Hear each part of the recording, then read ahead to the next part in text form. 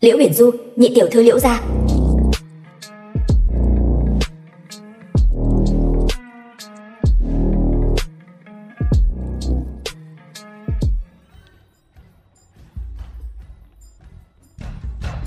Xem mắt.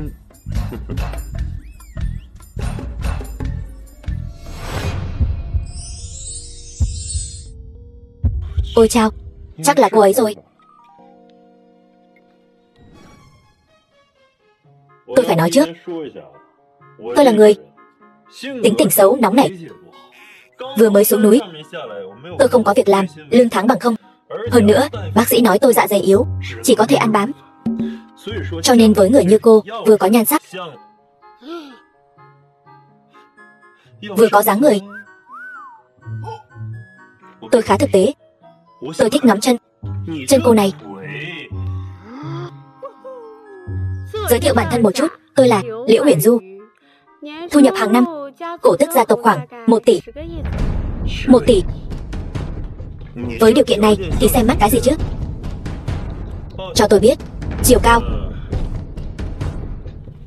của cô 1m72, cân nặng 53, số đo 3 vòng. Đây là xem mắt sao? Đây là phỏng vấn. Nhanh lên. 91, 63, 91.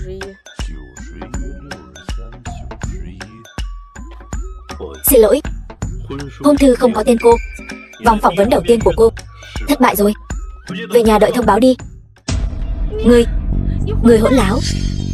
Người tên gì? Ta hành bất canh danh, tọa bất cải tính. Lâm Dương. Anh rể. Hỏng rồi. Hạo Kiệt. Liễu Mộ Bạch, gia chủ Liễu gia. Ngươi và con gái ta tình đầu ý hợp. Tưởng Hạo Kiệt, thiếu gia Tưởng gia. Hay là chọn ngày hẹn gặp cha mẹ ngươi, chúng ta bàn chuyện hôn sự cho đàng hoàng. Liễu Như Yên, đại tiểu thư Liễu gia. Không vấn đề gì Liễu thúc, lần này tôi về Trung Châu sẽ nói rõ chuyện này với cha mẹ tôi. Được. Liễu thúc, tôi nghe nói có một người thần bí 20 năm trước đã có hôn ước với Liễu gia. Đúng là có, nhưng đó đều là do gia chủ nhà chúng tôi làm. Phải đó, Hạo Kiệt, ông tôi đã bị chứng mất trí nhớ, nên mới nghe theo lời bịp bợm của mấy tên thầy bói đó, nói rằng chỉ cần định hôn ước thì có thể bảo đảm Giang Thành 12 nhà sẽ vô song trên đời. Bây giờ là thời đại nào rồi? À mà còn tin mấy chuyện này nữa. Tôi còn chưa từng gặp mặt Lâm Dương đó. Bao nhiêu năm rồi, không chừng đã trầu trời từ lâu. Thì ra là vậy. Đúng vậy, chuyện này đều là do Liễu lão gia lúc trước hồ đồ làm ra. Chỉ cần Tưởng công tử bằng lòng, hôn ước đó có thể hủy bỏ bất cứ lúc nào. Hồ đồ lúc trước thì không tính. Liễu gia các người dựa vào việc sư phụ tôi tự đoạn thân mạch mới định ra hôn ước huyết khế, từng bước thăng tiến. Giờ đây đã đổi đời, lại muốn bội tính phản nghĩa. Ngươi không sợ mất đi sự ràng buộc của hôn ước này, Liễu gia sẽ gặp phải tai họa ngập đầu sao? Ngươi là ai? Dám xông vào Liễu gia, còn dám ăn nói như vậy? Ta chính là người có hôn ước huyết khế với con gái ngươi, Lâm Dương. Ngươi chính là Lâm Dương. Quả nhiên đúng như dự đoán. Ăn mặc rách rưới, một bộ dạng tồi tàn, chỉ bằng ngươi mà đòi làm đối tượng hôn phối của Liễu Như Yên ta. Cóc ghẻ mà cũng đòi ăn thịt thiên nga. Như Yên là thiên kim tiểu thư Liễu gia, thân phận cao quý, loại người nhà quê như ngươi không thể nào với tới được. Chỉ có ta, người thừa kế của Tưởng gia Trung Châu, mới có tư cách ở bên Như Yên. Ngươi cũng thấy rồi đấy, con gái ta và Tưởng công tử tình đầu ý hợp. Ngươi đừng có làm chuyện chia rẽ uyên ương nữa. Ta chia rẽ uyên ương? Đúng vậy. Chẳng phải bây giờ ngươi muốn chia rẽ chúng ta sao? Liễu Như Yên, ngươi thật sự quá để thao bản thân rồi. Nếu Lâm Dương ta muốn, thì dù là người ngồi trên long tọa cũng sẽ tranh nhau gả con gái cho ta. Huống chi ngươi còn phản bội huyết khế, phá thân trước thời hạn, đã không còn là xử nữ. Ngươi càng không xứng với ta. Hỗn xược. Liễu gia ta bây giờ mọi sự hanh thông, Muốn tiền có tiền, muốn quyền có quyền. Là đệ nhất gia tộc danh bất hư truyền của thành phố này. Sắp tới lại còn kết thông gia với Tưởng gia, uy trấn Trung Châu. Đúng vậy, ta thấy tên nhà quê như ngươi không hiểu quyền lực của thành phố lớn sâu rộng đến mức nào, đáng sợ ra sao. Bây giờ Tưởng gia ta và Liễu gia cùng tiến cùng lui. Dù Liễu gia có xảy ra chuyện gì, Tưởng gia chúng ta sẽ ra tay đỡ được tất cả. Cản được châu chấu đá xe, trứng trọi đá. Liễu Như Yên, ta hôm nay chỉ hỏi ngươi một câu. Ngươi có phá thân trước hạn? Phải thì sao? Ngươi hẳn không thật sự nghĩ rằng ta sẽ tin vào cái hôn ước vớ vẩn gì đó chứ?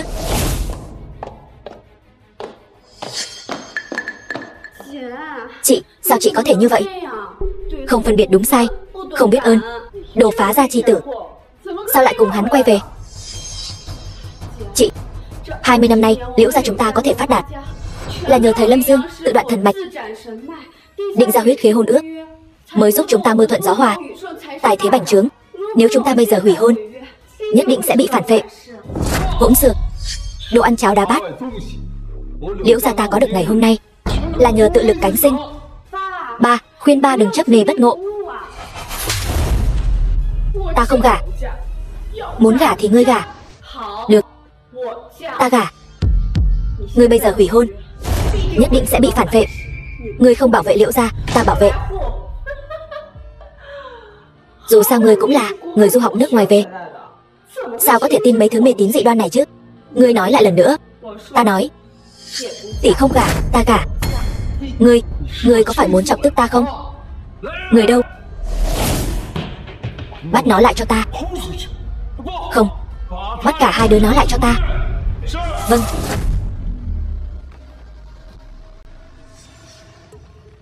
Chỉ là Hoa Quyền Tú cước thôi, lỗi thời rồi. Lâm Dương, cậy mình có chút công phu liền muốn ở đây hoành hành bá đạo. Thời đại này không dùng được loại xuống núi như ngươi. Liễu gia, đây là cách các ngươi đại khách sao? Thật không giấu gì. 3 ngày sau, điện chủ Long Điện xuất sơn, 12 gia tộc Trung Châu tề tụ, vừa hay cùng nhau bàn chuyện từ hôn. Ta thấy các ngươi đã quên lúc trước đã quỳ như thế nào, cầu xin thầy ta định hôn ước.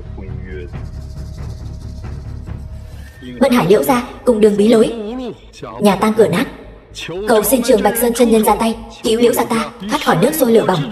Tuyên Thành Triệu gia trăm bề hoang tàn, cầu xin Trường Bạch Sơn chân nhân ra tay cứu Triệu gia thoát khỏi nước sôi lửa bỏng, cứu Lý gia ta thoát khỏi nước sôi lửa bỏng, cứu Vương gia ta thoát khỏi nước sôi lửa bỏng. Liễu gia ta cả đời nguyện làm thân trâu ngựa. Tốt. Vân Hải Liễu gia giỏi xây dựng. Từ hôm nay trong 12 thành, Liễu gia là chủ xây dựng. Tuyên Thành Triệu gia giỏi nghề cá, là báu vật của sông biển. Lâm Thành Lý gia giỏi vận chuyển hàng hóa, là chủ hàng hải. Mão Thành Vương gia giỏi kinh doanh vàng bạc, làm chủ kinh doanh. Cái giá lập nghiệp của 12 gia tộc là 12 tờ hôn thư này. Các người phải giữ đến. Đệ tử ta xuống núi giúp hắn vượt qua thiên kiếp. Nhớ kỹ, nếu sớm thất thân, ắt sẽ bị thiên kiếp phản vệ, không ai cứu được. Tuân mệnh. Thiên khiển nhà họ Liễu của ngươi sắp ứng nghiệm. Trời làm còn có thể tha, tự làm không thể sống. Anh rể, huynh đừng nóng giận, để tỷ ta suy nghĩ kỹ lại. Nói không chừng cô ấy sẽ biết mình đã sai.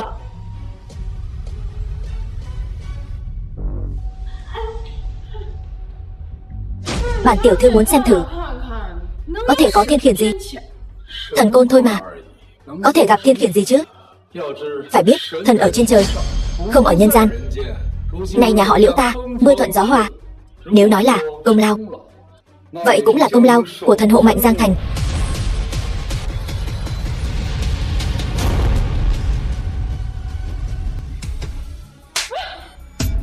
Ta đã nói rồi, vị thần hộ mạnh này bảo vệ Giang Thành bình an, bảo vệ nhà họ Liễu chúng ta bình an, không được đến gần. Ba, ta không đến gần, là nó tự rơi xuống. Chẳng lẽ tên này nói thật sao? Nhà họ Liễu chúng ta thật sự sắp gặp thiên khiển sao? Cái này, Liễu thúc, bây giờ là thời đại nào rồi, còn tin mấy thứ đó? Tên Lâm Dương kia chính là thấy Trung Châu chúng ta gần đây phát triển tốt, cho nên mới cố ý tranh công. Liễu Huyền Du nuôi một con vô ơn. Ta là Lâm Dương biết tiến biết lui, nhà họ Liễu chúng ta đúng là có thể cho hắn một đoạn tiền đồ. Thế nhưng lại ra vẻ ta đây, còn bắt nhà họ Liễu chúng ta phải xin lỗi sư phụ hắn. Nhà họ Liễu chúng ta không còn là nhà họ Liễu lúc trước nữa.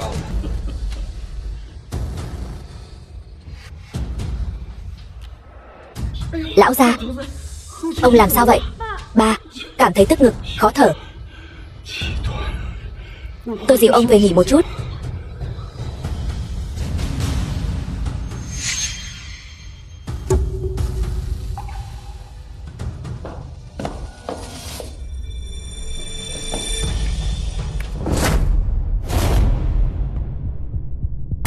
Kẻ từ hôn mất mạng, hôn sự này không thể từ bỏ.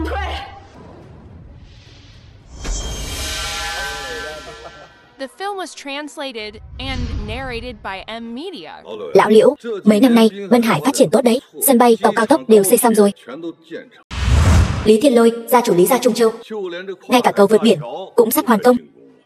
Cây cầu vượt biển này một khi xây xong, Triệu Tĩnh An, gia chủ Triệu gia Trung Châu, nhà họ Liễu các ông với tư cách là người phụ trách dự án, địa vị tài lực sẽ càng lên một tầng nữa đấy.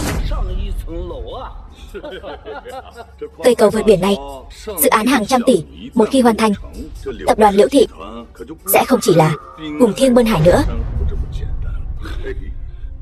Đâu có, hai vị đừng cười tôi nữa. Ai mà chẳng biết hai người dựa vào ngành công nghiệp công nghệ cao kiếm được đầy bát đầy túi, giờ đã có tên trong danh sách Forbes. So với hai vị, sự phát triển của tập đoàn Liễu Thị chúng tôi vẫn còn thiếu chút lửa. Khiêm tốn rồi. Lâm Dương đến.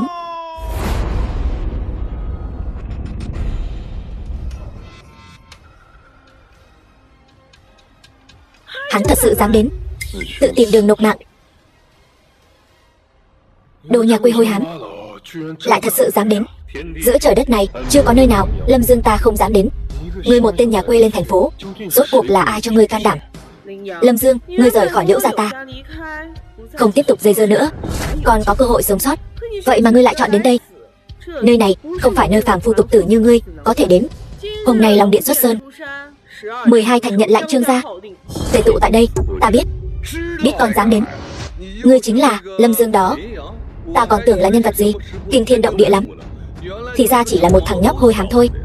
Không ngờ 30 năm trước, kẻ có hôn ước định sẵn cùng 12 gia tộc Trung Châu chúng ta lại thảm hại như vậy. Rẻ tiền đến thế, chắc hẳn cuộc sống trên núi rất vất vả nhỉ. Lũ sâu bọ còn con liên hợp lại với nhau cũng dám mạnh miệng, dám xưng hổ huyệt. Chính là các ngươi 12 năm trước dựa vào hôn ước huyết khế mà phất lên, hôm nay tự hôn ắt sẽ bị trời phạt. Bớt ở đây yêu ngôn hoặc chúng. Lâm Dương, giờ là thời đại nào rồi? Ta thật nên cho ngươi 2 đồng để ngươi đi xe buýt xem thành phố này đã phát triển thành cái dạng gì rồi. Trời phạt gì chứ? Nếu có thiên khiển cứ nhằm vào ta đây.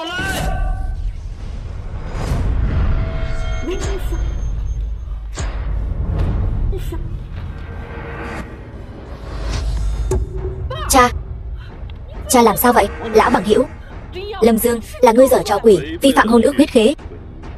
Cha ngươi thổ huyết chỉ mới là bắt đầu thôi. Hắn muốn làm gì? Cho các ngươi một nén nhang thời gian. Nếu các ngươi vẫn chấp mê bất ngộ,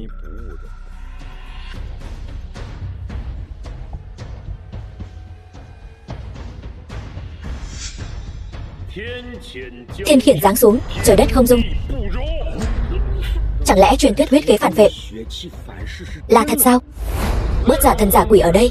Bây giờ là thời đại nào rồi, còn bày trò này dọa người? Bây giờ là thế kỷ 21, lấy đâu ra nhiều thứ tà ma như vậy?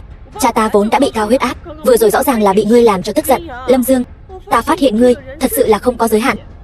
Để cho thập nhị gia tộc không tử hôn, ở rể hào môn liền bịa ra cái gọi là thiên khiển. Ngươi nghĩ như vậy có thể giữ chân chúng ta sao? Như vậy chỉ có thể khiến ngươi biến thành trò cười cho thiên hạ thôi. Liễu Như Yên, ngươi thật sự quá đề cao bản thân mình rồi. Nếu không phải hôn ước của sư phụ ta, giữa ngươi và ta làm sao có thể có một chút quan hệ nhân quả này?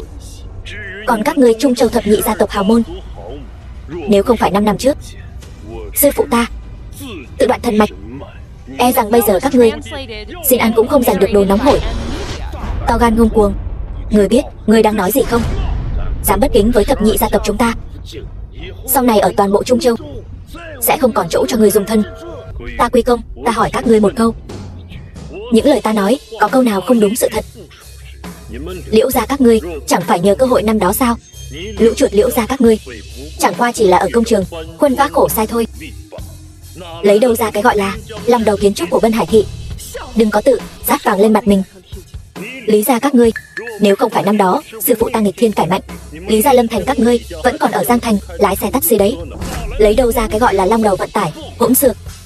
Giang Sơn của ta là ta từng bước một gây dựng nên. Còn Triệu gia các ngươi, nếu không phải năm đó cúi đầu quỳ lại, Triệu gia các ngươi ở Đông Hải chẳng qua chỉ là bán cá ven đường, người đầy mùi tanh cá, vĩnh viễn không thể ngóc đầu lên được. Cá sao có thể vượt vũ môn? Đồ khốn kiếp ngươi! Còn thập nhị gia tộc Trung Châu các ngươi, có ai mà không phải nhờ sư phụ ta ký kết hôn thư huyết khế mới bắt đầu phất lên? Nếu không phải sư phụ tôi ban xuống cơ hội ân điển hoàng gia này, các ngươi Triệu, Liễu, Hổ, Lý, Mai, Sở Vương Tôn, Cố Diệp, Bàng Giang, 12 gia tộc đều là kiến hôi. Một vài người trong số các ngươi hoặc trầu trời, hoặc quỳ, hoặc trở thành tầng lớp thấp nhất của xã hội, vĩnh viễn không thể ngóc đầu lên được. Hôm nay các ngươi hãy nhớ kỹ, người ta có thể không có trí, có thể không có tài, có thể không có kiến thức, nhưng tuyệt đối không thể vong ân bội nghĩa. Hôm nay các ngươi từ hôn, bỏ mặc huyết khế của sư phụ tôi, thiên khiển nhất định sẽ đến. Lâm Dương, cậu dọa tôi rồi. Tôi sợ quá đi. Cậu có phải muốn tôi nói bảo bối của tôi không từ hôn nữa, tôi muốn ở bên cậu cả đời. Tiếc là không thể nói ra những lời này. 12 thành có được thành tựu huy hoàng như ngày hôm nay là dựa vào sự khổ công dốc sức của chúng tôi. Cậu muốn phủ nhận công lao của chúng tôi? Đừng hòng. Đúng, từ trước đến nay Triệu gia tôi có được sự huy hoàng như ngày hôm nay là dựa vào tâm huyết của mỗi người Triệu gia chúng tôi ngưng tụ lại mà thành. Tôi muốn xem thử, từ hôn rồi sẽ có thiên khiển gì? Người đâu? Liễu Như Yên, trong tay cô bây giờ là mạng sống của toàn bộ người Liễu gia các cô. Tôi khuyên cô nên nắm chặt lấy, vô phương cứu chữa. Lâm Dương, hãy mở to mắt ra mà nhìn cho rõ. Đây chính là 20 năm trước, tên sư phụ thầy bói của cậu lừa ông tôi ký kết hôn ước huyết khế. Hôm nay tôi, Liễu Như Yên, trước mặt tất cả các nhân vật nổi tiếng của 12 thành Trung Châu, từ hôn với anh. Liễu Như Yên, cô tốt nhất nên suy nghĩ cho kỹ. Tôi không cần suy nghĩ, tôi muốn xem thử mệnh trời này có thể làm gì được Liễu gia tôi.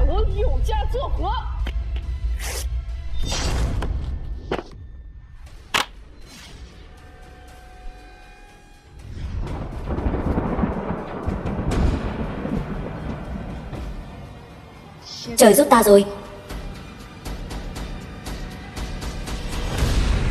Dừng tay. The film was translated and narrated by M Media. Hôn sự này không thể từ bỏ.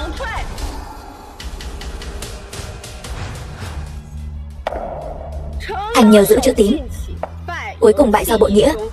Một niệm sinh thì vạn thế vinh quang, một niệm diệt thì 12 thành diệt vong. Các người có biết anh ta là ai không?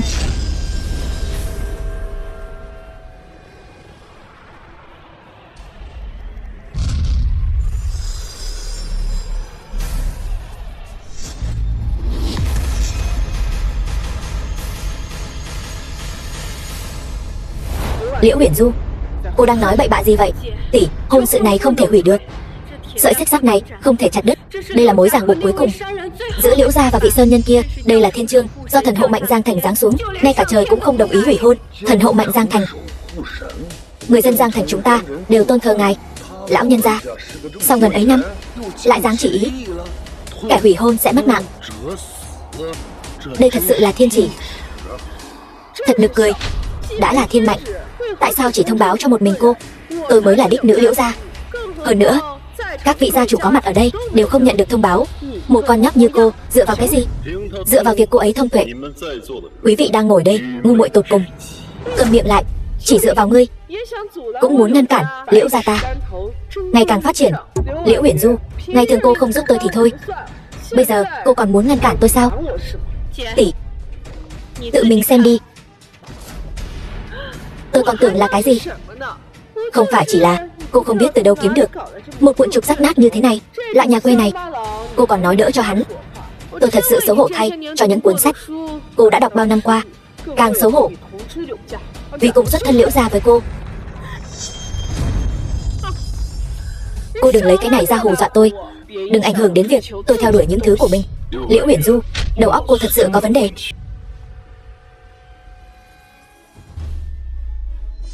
Không được. Có gì không được? Tương lai của ta, Liễu Như Yên, nắm giữ trong tay ta.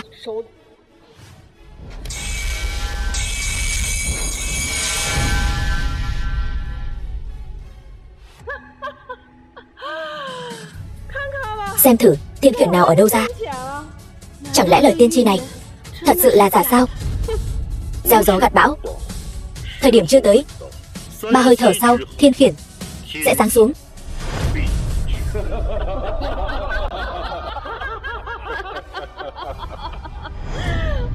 Tỷ, cánh tay của tỷ. Chuyện gì thế này? Ngay cả lời khuyên của thần linh mà nhà họ Liễu chúng ta vẫn luôn thờ phụng, tỷ cũng không nghe sao? Thiên đạo luân hồi, thiện ác có báo. Trời muốn mưa, gái muốn gả chồng. Đây chẳng qua chỉ là một chút ban phát nhỏ thôi. Cô tưởng ta sẽ bận tâm sao? Liễu Uyển Du, cô chắc là đi du học, đọc sách đến ngốc rồi phải không? Chuyện mê tín dị đoan như vậy mà cô cũng tin. Tỷ, lão Liễu này, ông xem con gái ngốc của ông kia, rõ ràng là đọc sách nhiều quá rồi. Chỉ là một chút tổn thương da thôi mà, chỉ ảnh hưởng một chút đến thẩm mỹ, cứ tìm đại một bệnh viện là xong thôi mà. Đây, công trường Liễu gia. The film was translated and narrated by M Media. Sao trời lại sớm thế này? Dự báo thời tiết đâu có nói hôm nay mưa đâu. Có chuyện gì đâu, chẳng qua là để thằng nhóc đó gặp may thôi. Vừa đúng vào mùa mưa, chỉ là trùng hợp thôi. Mọi người chắc không tin thật chứ? Thằng nhóc này có thể hô mưa gọi gió. Nếu như nhóc con thật sự có thể hô mưa gọi gió, ta quỳ xuống dập đầu cho ngươi 100 cái. Liễu lão ra tới. To gan. Liễu Mộ Bạch, Liễu Như Yên, hai đứa bất hiếu này. Liễu lão gia, cha của Liễu Mộ Bạch, mau xin lỗi. Lâm tiên sinh, ông nội.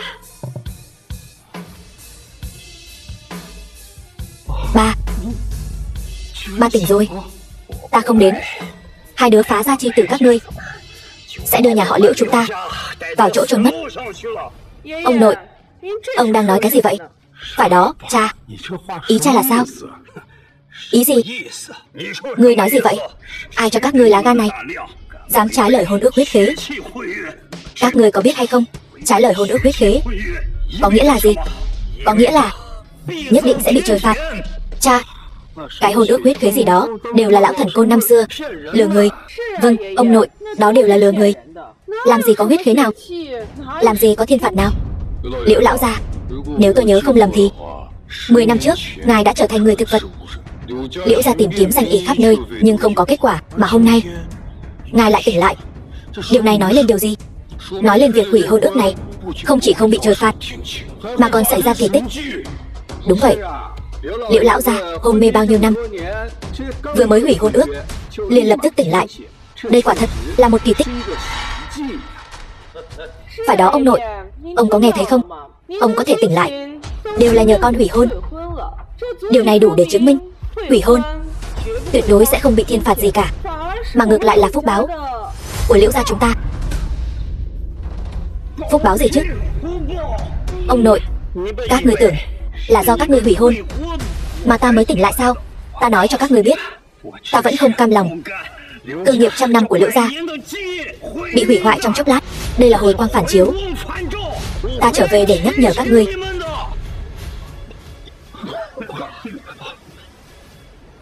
Lập tức, ngay bây giờ, quỳ xuống xin lỗi. Lâm tiên sinh, có lẽ con có thể cho Liễu gia chúng ta một con đường sống. Bảo con quỳ xuống xin lỗi hắn ta. Chuyện này tuyệt đối không thể. Hắn ta chỉ là một tên thần côn, là một tên lừa đảo bịp bợm. Ta, Liễu Như Yên, tuyệt đối không cúi đầu trước một tên lừa đảo.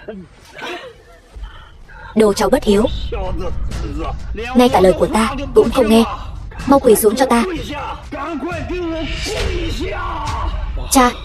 Cha đừng làm loạn nữa được không? Tên tiểu tử này chỉ là một tên lừa đảo bịp bợm. Tất cả những hành vi hiểm ác của hắn, tất cả mọi người ở đây đều tận mắt chứng kiến. Cha có làm loạn thế nào đi nữa thì đen cũng không thành trắng. Ta làm loạn sao? Đồ nghịch tử, người nhất định phải đòi mạng lão phu mới được sao? Ông nội, con nể mặt huyết thống giữa con và ông mà gọi ông một tiếng ông nội. Nhưng nếu ông còn dám lộng hành như thế nữa, con không ngại cho người mời ông ra ngoài. Người dám? Con có gì không dám? Ông vì một tên lừa đảo như vậy mà lại động thủ với cháu gái ruột. Biết trước thế này, thà rằng cứ để ông nằm liệt giường cho rồi. Con, nhân quả báo ứng gì đó, huyết khế thiên khiển, cứ đến hết đi. Ta, Liễu Như Yên, không sợ. Con, đây là trời cao muốn diệt nhà họ Liễu ta rồi. Ông trời muốn diệt ta và cả nhà rồi.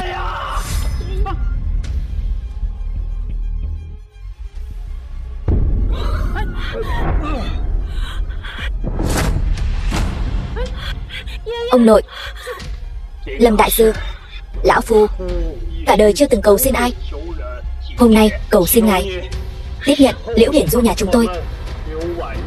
Khi thiên khiển giáng xuống, xin ngài cứu lấy nhà họ Liễu chúng tôi, dù chỉ để lại cho Liễu gia chúng tôi một mầm non, cũng đừng để Liễu gia chúng tôi tuyệt tự tuyệt tôn. Sư phụ tôi đã nói, trời gây họa còn có thể tha thứ, người gây họa không thể dung thứ.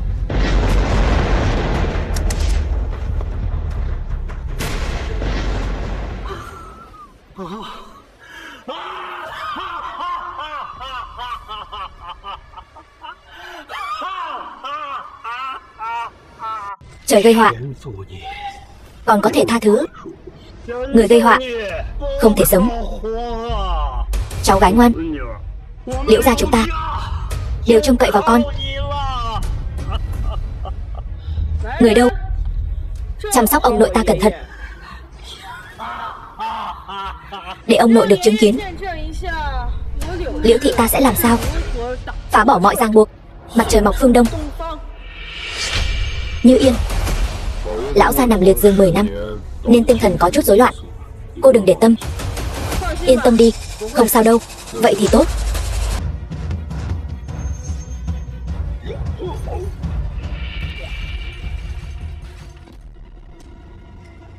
Lâm Thành Lý gia hủy hôn.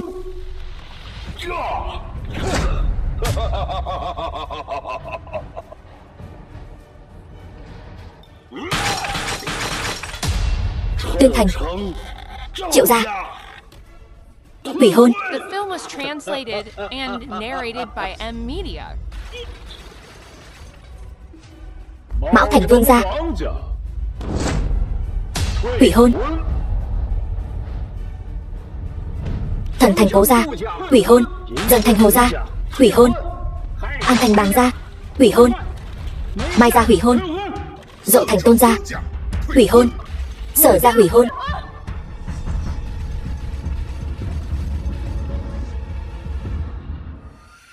Lâm Dương, thấy chưa? Trung Châu thập nhị gia đã toàn bộ hủy hôn ước. Từ nay về sau, ngươi không chỉ hôn ước bị hủy, mà còn trở thành chuột chạy qua đường. Ở Trung Châu, ai ai cũng muốn đánh tượng thần gãy nát này, dựng ở đây bao nhiêu năm rồi. Người đâu? Đập nát nó cho ta. Tỷ tỷ, tỷ đừng sai lầm nữa. Sai lầm gì chứ? Tượng thần này vốn là do thập nhị thành cùng nhau xây dựng. 3 phút. Đến nước này rồi mà còn giả vờ. Đừng nói 3 phút, ta cho ngươi tận 3 năm. Ngươi cũng không thể lật ngược tình thế. Ngươi bây giờ quỳ xuống cầu xin, hôm nay có lẽ còn một đường sống. Nếu không, chỉ bằng việc ngươi hôm nay dám xúc phạm đến Trung Châu thập nhị đại gia tộc, ngươi tuyệt đối không thể sống sót. Vậy sao? Đương nhiên rồi. Nói dễ nghe một chút thì thập nhị gia tộc năm xưa đúng là từng nhận được một chút giúp đỡ của sư phụ ngươi, nhưng chỉ bấy nhiêu đó cũng không đủ để hôn ước phải được thực hiện. Những năm qua, cái gì nên trả cũng đã trả xong rồi, phải đấy. Chẳng lẽ còn muốn xây thái miếu cho sư phụ ngươi hay sao? Thiên lý rõ ràng, gieo nhân nào gặt quả nấy. Tôi muốn xem một chút giúp đỡ. Chúng tôi không muốn thực hiện hôn ước đó thì trời cao dám làm gì? Trời cao thì định làm gì nào?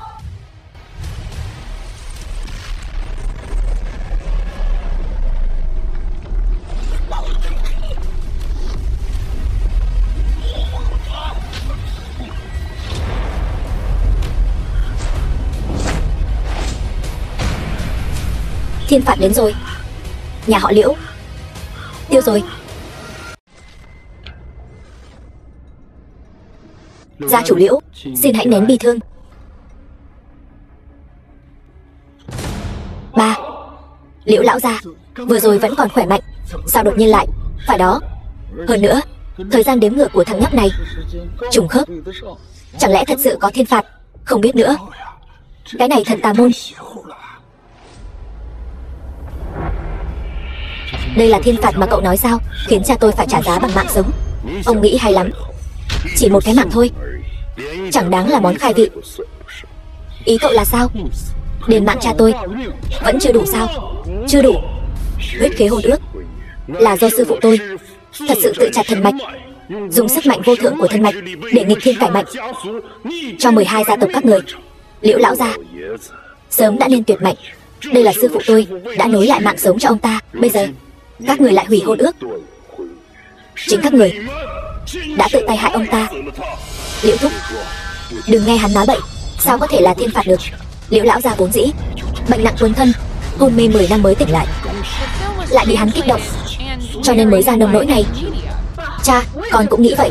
Ông nội vốn đã yếu, thêm vào đó lại bị cái thứ thiên phạt này dọa cho nên mới bất ức, đột nhiên nôn ra máu mà mất mạng. Tuyệt đối không thể là thiên phạt gì đó. Liễu Như Yên, sự cố chấp của cô sẽ hại nhiều người hơn.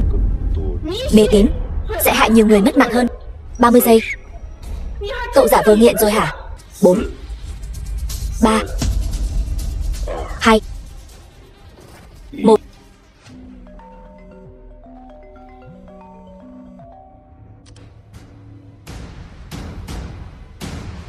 Cái gì? Cầu sập rồi.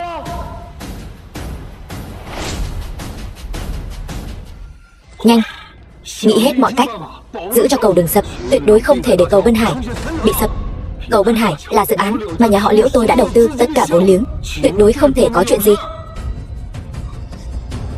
Ông trời phù hộ. Cha, có chuyện gì vậy? Dự án cầu vượt biển xuất hiện vết nứt trên cầu. Cái gì? Cầu sắp sập rồi.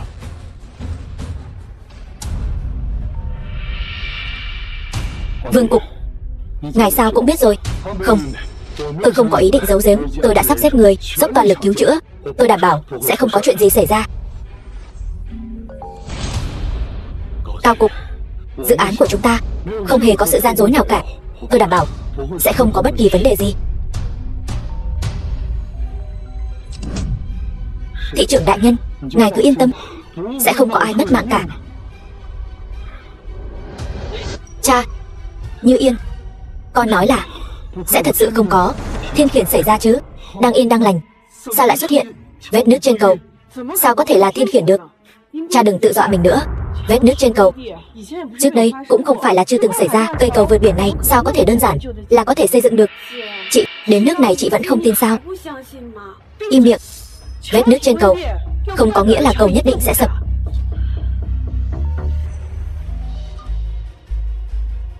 Cái gì? Cầu sập hoàn toàn rồi.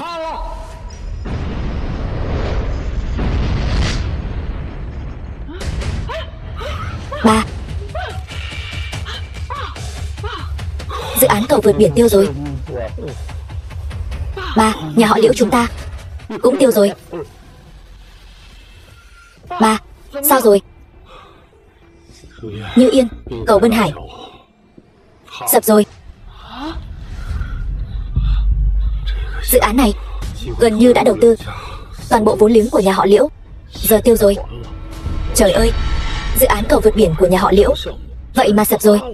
Đây là dự án trăm tỷ đó, nhà họ Liễu tiêu rồi. Dự án trăm tỷ như vậy, chỉ riêng tiền nhà họ Liễu ứng trước cũng đã lên đến hàng chục tỷ. Bây giờ tất cả đều hóa thành cho bụi. Điều này còn chưa tính đến sự thất bại của dự án, phải gánh chịu trách nhiệm pháp lý. Với dự án lớn cấp độ này, một khi thất bại, tất cả mọi người trong nhà họ Liễu đều sẽ gặp đại họa. Đúng vậy. Chẳng lẽ nhà họ Liễu chúng ta bị trời phạt sao? Cha, cuộc hôn nhân này thật không nên hủy bỏ.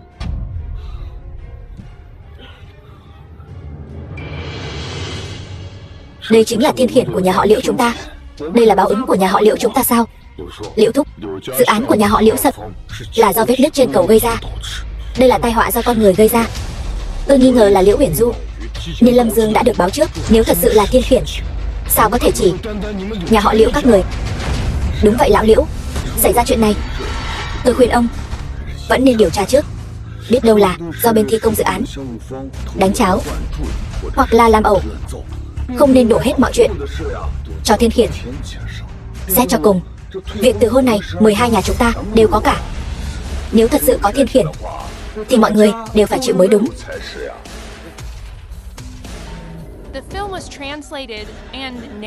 Alo, có chuyện gì? Đang bận đây, Lý Tổng, không ổn rồi. Kho hậu cần của chúng ta bị cháy rồi. Cái gì bị cháy? Kho nào vậy? Tất cả các kho đều bị cháy. Cái gì? Tất cả các kho đều bị cháy rồi.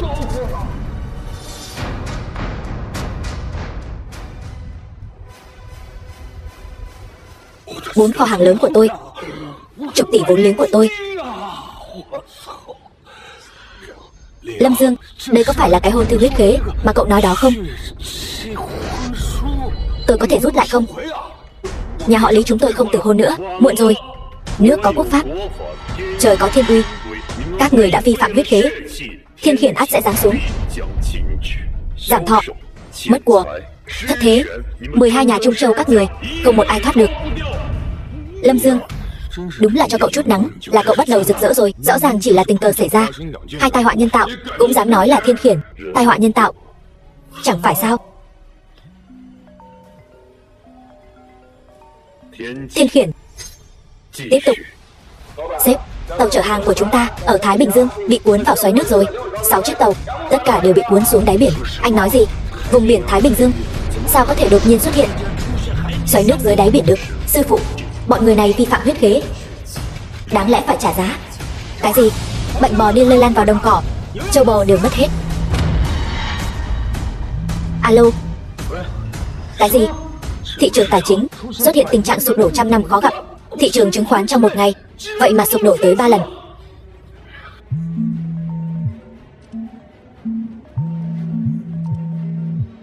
Cái này. Cái gì? Đang bận đây.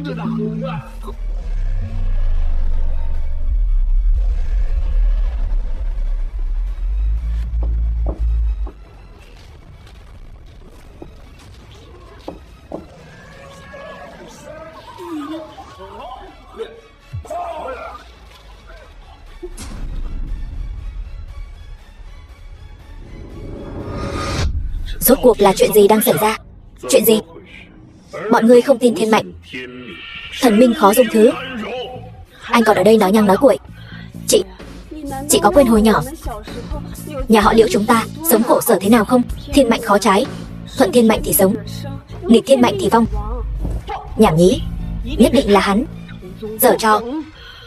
Ngoài thiên khiển, ai có thể khiến 12 thành Trung Châu thay đổi cục diện trong một ngày? Các người vẫn chưa tin sao?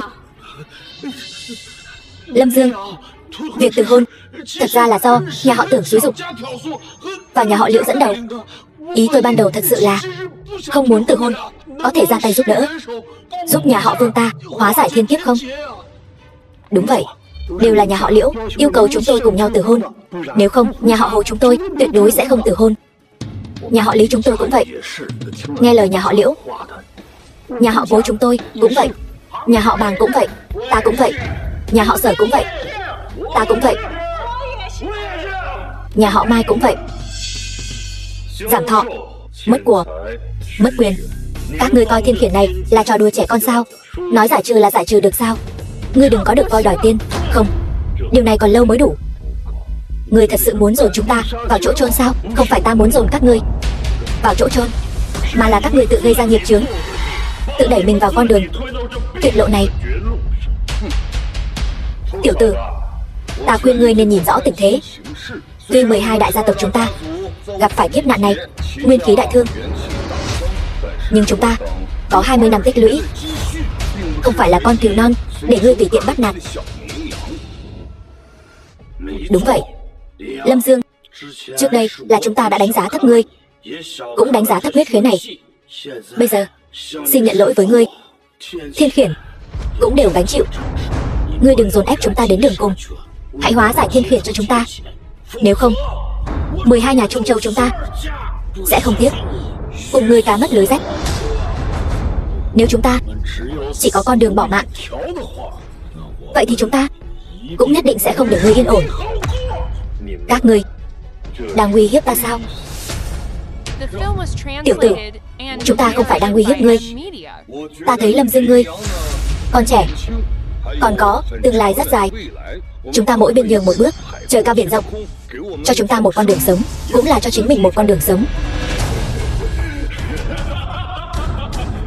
Lũ sâu bọ các ngươi, ai cho các ngươi lá gan dám nói với ta mỗi bên nhường một bước, trời cao biển rộng? Lâm Dương, ta hỏi ngươi lần cuối, thật sự không cho chúng ta đường sống sao? Đường sống? Ta đã từng cho các ngươi đường sống, là các ngươi không biết trân trọng. Bây giờ huyết khí đã phá, thiên khiển đã thành, các ngươi còn muốn ta vì 12 gia tộc các ngươi nghịch thiên cải mệnh sao? Các ngươi xứng sao? Lâm Dương, ngươi chẳng qua chỉ là một tên thầy bói. Cho dù ngươi đoán đúng định mệnh của 12 gia tộc chúng ta, vẫn là một thầy bói. Ngươi bây giờ lập tức cho 12 gia tộc giải trừ thiên khiển. Nếu không, 12 gia tộc chúng ta sinh tử vùng lên. Ngươi tuyệt đối không có đường sống. Quả báo ngày nay, nhân gieo ngày xưa. Thiên khiển này không giải được. Còn đường sống của Lâm Dương ta đang đứng. Ta muốn xem có ai có thể chặt đứt đường sống của Lâm Dương ta. Ta dám chặt đứt đường sống của ngươi. Lâm Dương, ngươi sai là vì không biết điều. 12 thành Trung Châu bọn họ sợ thiên khiển, ta Tưởng Hạo Kiệt không sợ. Đúng, trên người Tưởng Thiếu không có thiên khiển, ngươi làm gì được hắn? Trên người hắn có thiên khiển hay không, ta không biết, nhưng trên đầu hắn bốc khói đen. Ta thấy hắn sắp trầu trời rồi. Tìm chỗ nào mát mẻ mà ở đi. Chuyện này không phải ngươi có thể hòa giải, cũng không phải ngươi có thể quản. Trên đời này còn có chuyện Tưởng Thiếu không quản được sao? Cho dù cầu Liễu gia ta sập thì sao? Tưởng Thiếu có thể giúp ta xây lại cầu, nối lại đường dây. Còn ngươi thì có gì? Nói đúng lắm.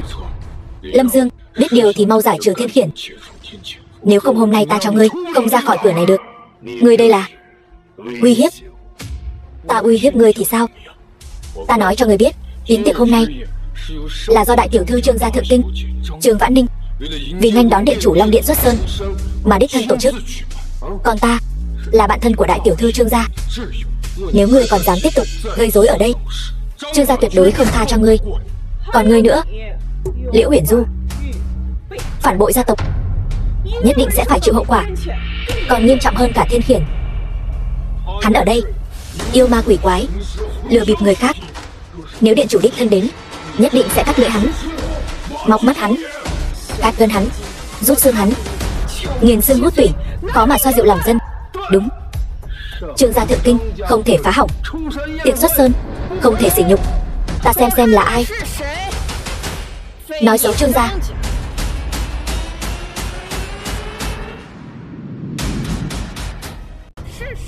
Là ai dám ở đây nói xấu Trương gia ta, nói xấu người đàn ông của Trương Vãn Ninh ta?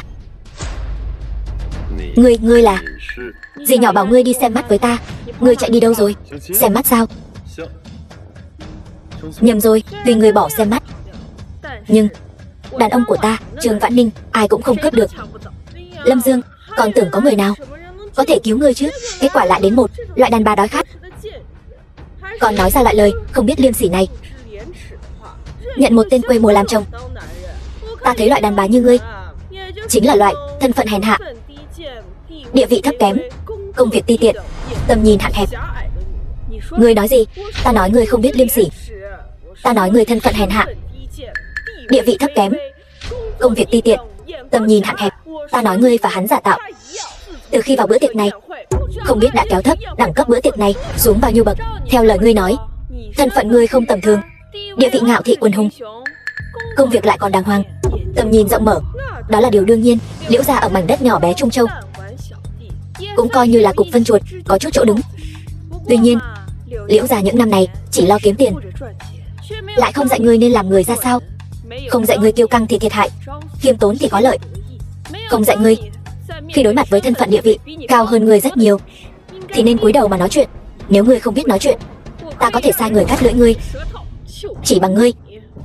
Ngươi nhìn bề ngoài ra dáng người ăn mặc chỉnh tề đoan trang, nhưng trên thế giới này, thứ một người phụ nữ cần chưa bao giờ là dung nhan dễ tàn phai, mà là một quyền lực, một chỗ dựa, một người có thể đối mặt với sự xô đẩy của dòng thời đại, một người đàn ông thẳng lưng, có quyền có thế. Ý ngươi là hắn chính là người đàn ông đó. Ngươi thấy hắn thế nào? Dung mạo tầm thường, xấu như lợn. Dung mạo chỉ là bề ngoài, quyền thế mới là lớp áo khoác thật sự của đàn ông. Dựa vào việc Tưởng Hạo Kiệt ta là nam nhân của Trương đại tiểu thư thượng kinh, hôm nay nhà họ Trương mở tiệc, ta có thể đè bẹp ngươi trăm lần. Sao ta lại không biết cô ấy còn có nam nhân như ngươi? Ngươi là cái thá gì mà cũng xứng biết chuyện của Trương đại tiểu thư? Ta thấy ánh mắt chọn đàn ông của ngươi, cho dù ở thượng kinh nhà họ Trương, cũng chỉ là đồ bỏ đi.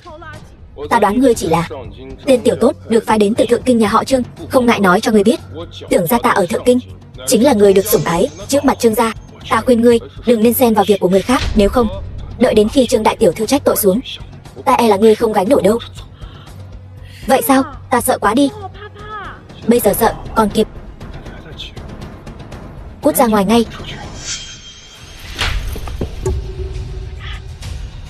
Ngươi dám đánh ta? Đánh thì đã đánh, chẳng lẽ còn phải chọn ngày sao? Ngươi dám đánh Tưởng thiếu gia, ngươi chán sống rồi. Có người không? Ta xem ai dám động thủ. Tiểu thư nhà ta chính là người phụ trách bữa tiệc này, Trương Vãn Ninh, đại tiểu thư của Trương gia thượng kinh. Cái gì? Cô ta là đại tiểu thư Trương gia, người đứng đầu tập đoàn Vạn Tỷ? Thật hay giả vậy? Cô ta lại là Trương Vãn Ninh sao? Không thể nào, cô ta tuyệt đối không thể là Trương Vãn Ninh. Lâm Dương, bây giờ cậu giỏi lắm nhỉ? Cậu dám thuê diễn viên sao? Lại còn dám mạo danh đại tiểu thư Trương gia? Sao không nói gì? Cậu tưởng cậu không nói gì thì chuyện hôm nay coi như xong sao? Tôi nói cho cậu biết, hôm nay cậu tiêu đời rồi. Yến tiệc hôm nay là yến tiệc Long Vương xuất sơn. Long ngẩng đầu, há có thể dung thứ cho lũ tiểu nhân các ngươi ở đây hồ đồ tác quái. Các ngươi cứ đợi đấy.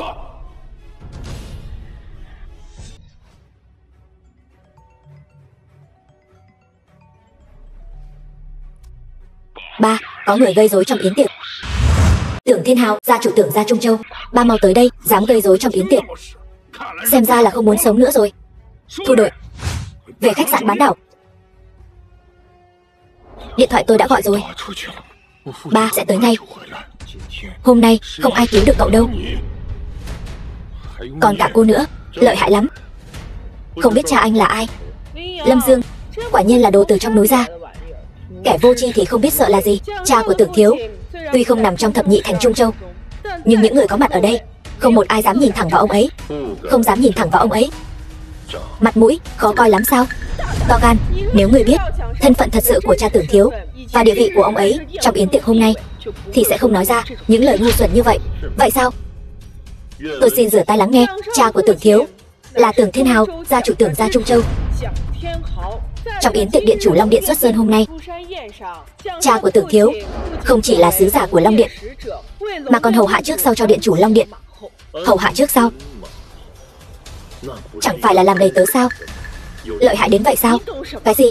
Trên đời này không phải ai cũng có tư cách phục vụ Long Vương. Đúng vậy, kẻ phục vụ sâu bọ là kẻ hạ lưu ti tiện, kẻ phục vụ Long Vương, là kẻ tôn quý vô thượng.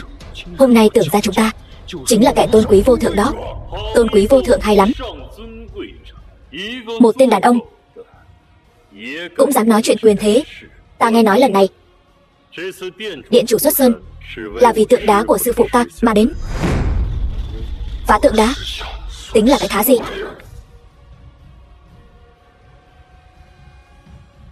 Tưởng Hạo Kiệt, không được đụng vào. Đây không phải là một pho tượng đá bình thường. Đây là sư phụ của Lâm Dương, là thánh vật. Thánh vật? Hai người các ngươi đến giờ vẫn còn ở đó nói nhăng nói cuội. Hôm nay ta sẽ đập nát pho tượng của tên thần côn này, vạch trần bộ mặt giả dối của các ngươi. Tưởng Hạo Kiệt, ngươi chán sống.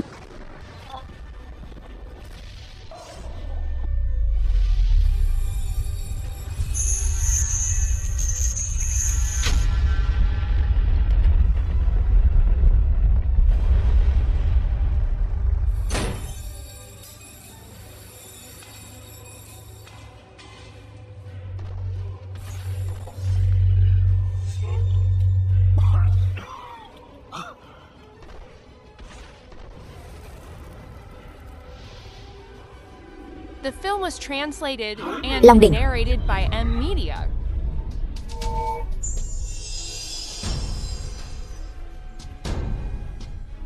Sư phụ, không ngờ người lại để thần Long đỉnh ở chỗ này. Xem ra người đã tính toán từ trước 12 gia tộc sẽ tự hôn. To gan, ai dám động đến tỏa Long tượng? Cha, cuối cùng cha cũng đến rồi. Cút, tôi đi sân bay chuẩn bị nghi thức đón tiếp. Giao hậu phương cho con quản lý. Còn lại quản lý kiểu này sao? Tỏa Long tượng vậy mà bị đập vỡ rồi.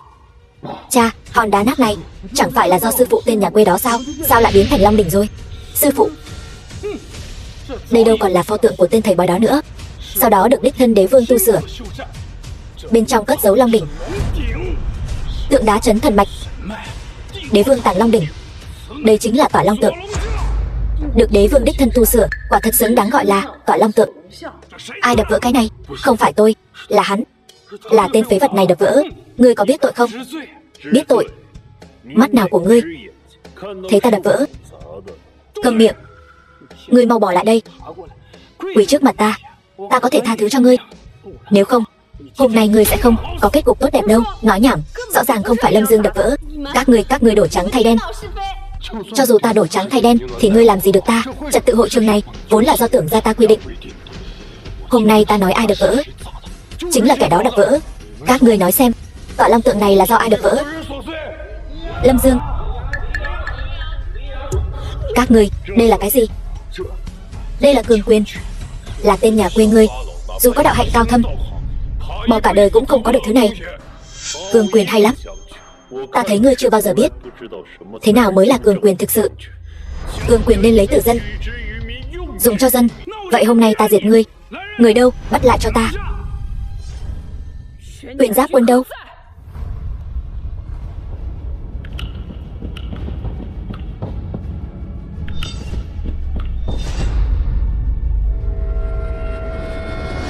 Tìm đâu ra đám diễn viên này vậy? Chuẩn bị cũng khá đầy đủ đấy. Còn tiện nhân, hôm nay ta sẽ cho người biết, ở Trung Châu tưởng ra ta chính là trời. Duy chỉ có người thượng kinh mới đáng để ta cúi đầu. Vỏn vẹn vài diễn viên ta còn chẳng để vào mắt. Còn câm miệng. Đây đúng là lệnh bài của Trương gia thượng kinh. Cô ấy thật sự là đại tiểu thư Trương gia, Trương Vãn Ninh. Cha già lú lẫn rồi. Còn câm miệng cho ta. Đại tiểu thư, tôi không biết ngài đích thân đến. Xin ngài hãy tha cho con trai tôi. Tôi xin thay con trai chuộc tội. Ngươi nên quỳ không phải là ta, mà là hắn. Hắn? Sao cơ? Hắn là nam nhân Trương Vãn Ninh ta coi trọng, không đáng để ngươi ngưỡng mộ sao? Đáng. Xin lỗi. Cô gái này thú vị đấy, ta thích. Cha người, thì ra ngươi là con trai của Tưởng Thiên Hào. Ta còn tưởng ngươi gọi được ai tới chứ. Hóa ra chỉ là một tên đầy tớ. Ngươi, đừng ngươi nữa. Qua đây. Không qua phải không? Được, vậy ta qua đó. Ngươi muốn làm gì? Ta muốn làm gì? Lát nữa ngươi sẽ biết. Người đâu? Bắt hắn lại cho ta.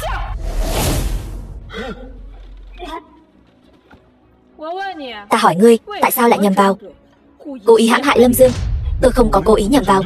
Trương tiểu thư, cô nghe tôi giải thích. Ta không nghe. Bắt hắn quỳ xuống cho ta. Còn tiện nhân, ngươi dám bẻ gãy chân ta. Ngươi mắng ta cái gì? Còn tiện nhân, con câm miệng cho ta.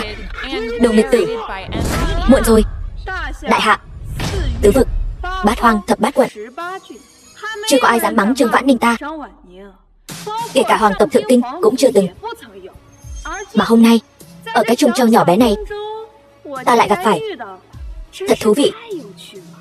Trương đại tiểu thư, xin cô hãy tha cho con trai tôi. Cút. Kéo tên này xuống. Về đi.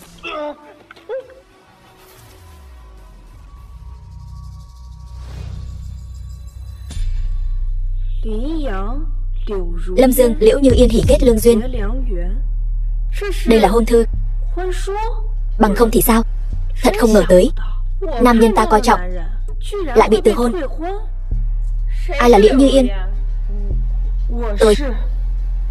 Hôn thư này là cô xé. Là tôi xé. Cô muốn tự hôn với Lâm Dương. Ta hỏi ngươi đó. Phải. Ngươi là cái thứ gì? Cũng xứng để cập chuyện từ hôn với Lâm Dương.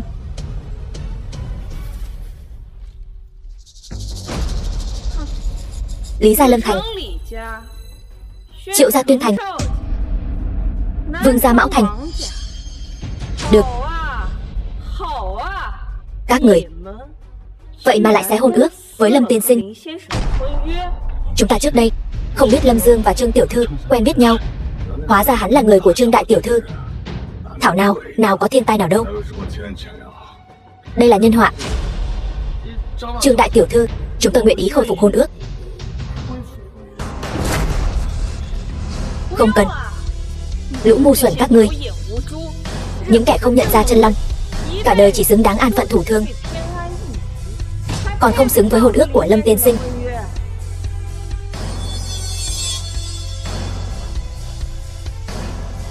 Lâm Dương, nếu các nhà đều đã từ hôn với ngươi,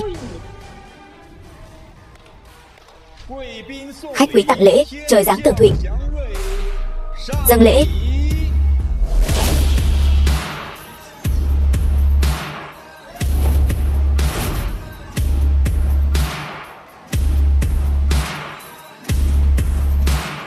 Thay y phục cho Lâm tiên sinh.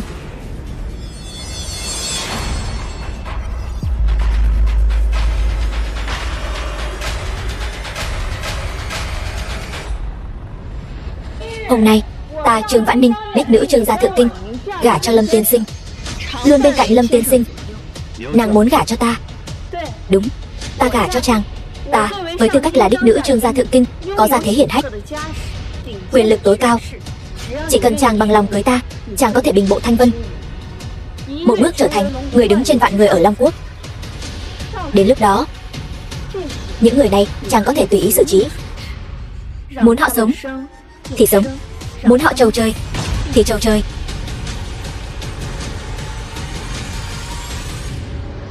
Không chỉ những thứ này, ta còn có thể cho chàng hưởng thụ tột bậc. Thế nào? Xin lỗi, ta vừa bị 12 nhà từ hôn, không có tâm trạng nghĩ đến những chuyện này. Người lẽ nào là vì cô ta? Cô ta? Không phải. Không sao, ta có thể đợi chàng, không vội. Chúng ta có thể từ từ. Ngươi muốn từ từ thế nào? Tây Môn gia Thượng Kinh, Tây Môn Chiêu Tuyết đến. Tây Môn gia Thượng Kinh, Tây Môn Chiêu Tuyết. Tây Môn gia Thượng Kinh chính là cái gia tộc ngang hàng với Trương gia Thượng Kinh đó sao? Trương Vãn Ninh, ta vừa nghe nói cô muốn gả cho hắn. Có thật không? Nói nhảm, đương nhiên là thật. Bản tiểu thư một lời đã nói ra. Tứ mã nan truy. Trương Vãn Ninh, cô là nữ nhân của ta mà. Thật to gan. Ngươi, Tây Môn Chiêu Tuyết, ngươi làm gì? Làm gì?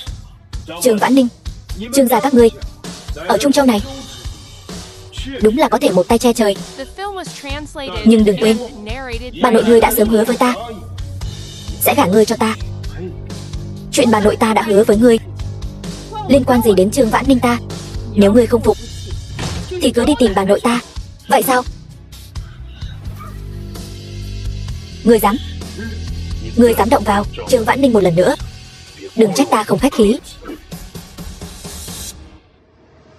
Không khách khí? Ngươi có gì mà không khách khí? Ngươi biết ta là ai không? Ta là thiếu chủ Tây Môn gia Thượng Kinh. Cha ta là Tây Môn Vương do quốc chủ xác phong. Dưới trướng có 30 vạn quân Tây Lương.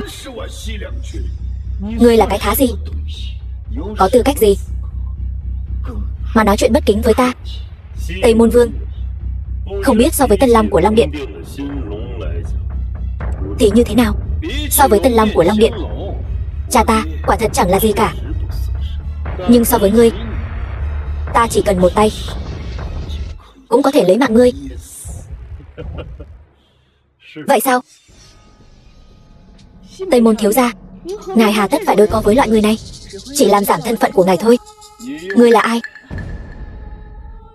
Tiểu nữ tử là Liễu Như Yên, Liễu gia Trung Châu. Tây Môn thiếu gia, hôm nay nếu ngài muốn xử lý hắn có một tội tử. Tội gì? Lâm Dương tự ý đập bể tỏa Long Tượng, thậm chí còn chạm vào Long Đỉnh. Ta thừa nhận chúng ta 12 nhà Trung Châu từ hôn bị Thiên Khiển là đúng. Nhưng Thiên Khiển tuy đáng sợ nhưng cũng không nghiêm trọng bằng việc hắn phá hủy tỏa Long Tượng, chạm vào Long Đỉnh. Ngươi đập bể, bọn họ nói là ta thì chính là ta. Lâm Dương, chuyện này không thể nói bừa được. Vừa rồi chuyện thạch tượng, rõ ràng là nhà họ Tưởng vu oan cho ngươi. Ngươi căn bản không hề đập bể thạch tượng. Vậy ngươi có chạm vào Long Đỉnh không? Long Đỉnh này là do ta mà có. Ta không chỉ chạm, ta còn nâng lên nữa. Ngươi còn dám nâng lên? Trương Vãn Ninh, cô nghe thấy chưa? Người đàn ông cô tìm hình như có vấn đề về đầu óc. Lâm Dương, ngươi thật sự đừng nói bừa nữa. Cứ tiếp tục thế này, đến ta cũng không bảo vệ được ngươi đâu. Bảo vệ? Ngươi đang làm gì vậy, Vãn Ninh? Hôm nay yến tiệc xuất sơn của Tân Long là để chào đón Tân Long Vương. Long đỉnh này là bảo vật truyền thừa Tiên Long để lại cho Tân Long. Lũ phàm phu tục tử dám tự ý chạm vào, mất mạng. Huống chi là nâng lên. Người đâu? Đóng cửa lớn lại, đóng cửa đánh cún, để điện chủ Long Điện xem thử kẻ này ngông cuồng đến mức nào. Vừa rồi để ngươi đi ngươi không đi, bây giờ thì hay rồi, bọn họ đóng cửa hết rồi. Không vội, Tây Môn Chiêu Tuyết, ngươi mở cửa cho ta. Ngươi cứ vội vàng bảo vệ hắn như vậy sao? Lâm Dương là người ta để ý, cho dù hôm nay hắn thật sự vô tình làm hỏng tỏa Long Tượng, ta cũng nhất định sẽ bảo vệ hắn an toàn. Ngươi nằm mơ. Làm hỏng tỏa Long Tượng chính là tội tử. Đây là điều mà cả thiên hạ đều biết. Cho dù ngươi là đại tiểu thư Trương gia, cũng không thể làm điều trái lẽ phải. Hay cho một câu làm điều trái lẽ phải.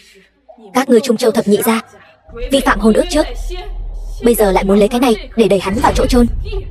Không phải thập nhị thành chúng ta muốn chèn ép hắn, mà là thiên đạo, mà là hoàng uy, mà là khắp thiên hạ. Tất cả những người đã từng chịu ân huệ của Long Điện, những người sùng bái Long Điện, muốn chèn ép hắn. Ngươi, kẻ thức thời là Trang Tuấn Kiệt. Không sai, đây chính là cách ta xin lỗi. Ngươi dám đánh ta sao? Dùng lời của Trương tiểu thư mà nói, ta đánh thì đã đánh rồi, còn lỡ lúc nào nữa? Tỏa Long Tượng chính là trấn áp bọn tiểu nhân các ngươi, chứ không phải trấn áp thiên kiêu như ta. Cho dù ta có phá hủy nó, thì sư phụ ta cũng sẽ không trách tội ta. Ngươi có biết ngươi đang nói gì không? Phá hủy Tỏa Long Tượng mà ngươi còn dám ngông cuồng như vậy? Ngươi đặt uy nghiêm của Long Điện ở đâu? Long Điện há là nơi ngươi có thể sỉ nhục. Xin lỗi nha, Liễu Như Yên, có lẽ ngươi không ngờ tới, sư phụ ta, người mà các ngươi gọi là Trường Bạch Sơn đạo nhân, chính là điện chủ tiền nhiệm của Long Điện. Thập nhị thành các ngươi lần này từ hôn là chuyện nhỏ, đón tiếp điện chủ Long Điện mới là chuyện thật. Còn ta, Lâm Dương, xuống núi từ hôn là chuyện nhỏ, kế nhiệm vị trí điện chủ Long Điện mới là chuyện thật. The film was translated and narrated by M Media. Điên rồi, thật sự điên rồi. Những lời điên rồ này mà ngươi cũng nói ra được. Ta thấy ngươi là bị 12 gia tộc đồng thời từ hôn, lại kiêu căng tự phụ, không chịu nổi đả kích. Triệt để điên rồi sao? Hắn điên rồi, một tên bói toán rách nát. Trung quy vẫn là phân lượng quá nhẹ, bị nhân bất tài. Trong tay vừa vặn có số điện thoại của tân nhiệm Long Vương. Lâm Dương, ngươi nói ngươi là tân nhiệm Long Vương. Ta gọi cuộc điện thoại, liền biết là thật hay giả. Đây chính là thực lực của Tây Môn gia thượng kinh sao? Tân Long Vương còn chưa lộ diện, hắn đã có số điện thoại riêng của Tân Long Vương. Tây Môn gia quả không hổ danh là rồng của thượng kinh. Triệu gia ta bái phục, Vương gia ta cũng bái phục. Khiêm tốn, ta vốn dĩ không muốn để lộ quan hệ này, nhưng có người chán sống muốn đâm đầu vào họng súng. Tiểu tử, hiện tại ngươi còn cơ hội cuối cùng, quỳ xuống cầu xin ta. Nếu không cuộc điện thoại này gọi qua, thế đất trời lòng đất lở, không còn cơ hội cứu vãn. Ngươi muốn gọi thì gọi, đâu ra lắm lời vô ích như vậy. Có điều ta muốn nhắc nhở ngươi một câu. Ngươi, Tây Môn Chiêu Tuyết, cuộc điện thoại này nếu gọi ra ngoài, rất có thể Tây Môn ra sau lưng ngươi liền diệt vong. Đến lúc đó đừng trách ta không nhắc nhở ngươi. Ngươi nói cái gì? Tây Môn gia ta sẽ long trời lở đất. Ngươi nói đủ kiểu gì vậy? Tây Môn gia ta thế nhưng là thế gia đỉnh cấp của thượng kinh. Ngươi thật sự cho rằng ngươi là tân nhiệm Long Vương của Long Điện sao? Lâm Dương, chúng ta cứ đến đây thôi, đừng cứng miệng nữa. Cứ tiếp tục như vậy, ngươi chịu thiệt chỉ có chúng ta. Không sao, ta sẽ ra tay. Ngươi sẽ ra tay? Ngươi lấy gì ra tay? Ngươi không xem ngươi là cái thá gì sao? Ngay cả một con sâu cái kiến cũng không bằng mà thôi. Ta niệm tình ngươi là người của Tây Môn thế gia, đã cho ngươi rất nhiều cơ hội, còn ngươi xem như gió thoảng bên tai, lần nữa chán sống. Ngươi có biết hành vi như vậy của ngươi rất có thể cho Tây Môn ra sau lưng ngươi mang đến tai họa diệt tộc. Tây Môn Chiêu Tuyết, ngươi không phải muốn gọi điện cho vị Tân Long kia sao? Mau gọi đi, đừng có lề mề nữa. Được lắm, ngươi đúng là chán sống. Lâm Dương, thiên đường có lối ngươi không đi, địa ngục không cửa ngươi lại xông vào. Vốn dĩ có Trương gia che chở, ngươi còn có cơ hội sống sót, nhưng ngươi lại không biết trân trọng, tự mình hại mình rồi.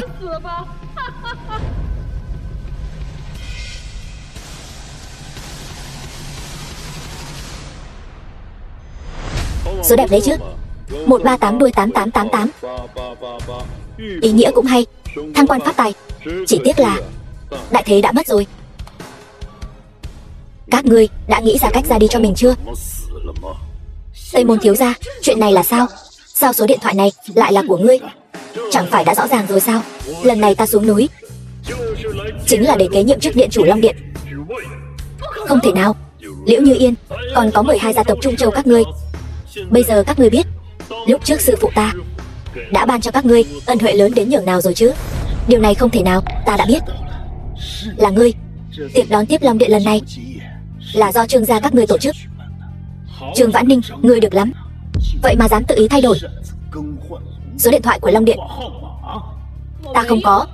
Lâm Dương, điện thoại của điện chủ sao lại ở trong tay ngươi? Liệu chiếc điện thoại này có phải là của Lâm Dương không?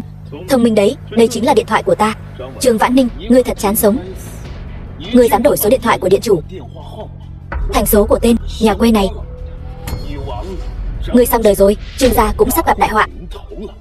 Mau mời vị Long Tước chiến thần đang tọa trấn Ngân Long Yến đến đây. Hôm nay ta muốn đời gian phu này hối hận cả đời. Lâm Dương, chiếc điện thoại này thật sự là của ngươi sao? Vậy thân phận của ngươi? Ta chính là vị Tân Long, giao kề cổ rồi mà còn ở đây giả vờ giả vịt. Đợi Long Tước chiến thần đến, ta xem ngươi trầu trời như thế nào. Long Tước chiến thần đến.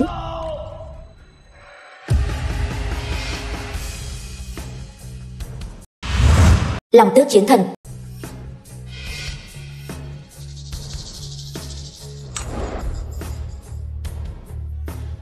Kẻ nào dám đổi số điện thoại của Long Vương, mạo danh Tân Long, hắn và cô ta hôm nay Trương gia phụng mạnh nghênh đón Tân Long, thế mà chúng lại ở đây tư lợi.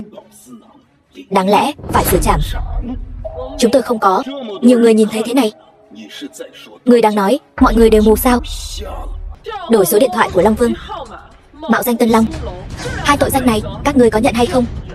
Không nhận, những chuyện này chúng tôi không làm. Nhiều người ở đây đều thấy. Vẫn không chịu nhận. Đó đều là bọn họ vu khống chúng tôi. Còn nha đầu nhà họ Trương kia, đừng tưởng Trương gia các ngươi có chút thế lực ở Thượng Kinh là có thể chọc vào Long Điện. Ta nói cho ngươi biết, chuyện hôm nay ngươi không thoát khỏi liên quan.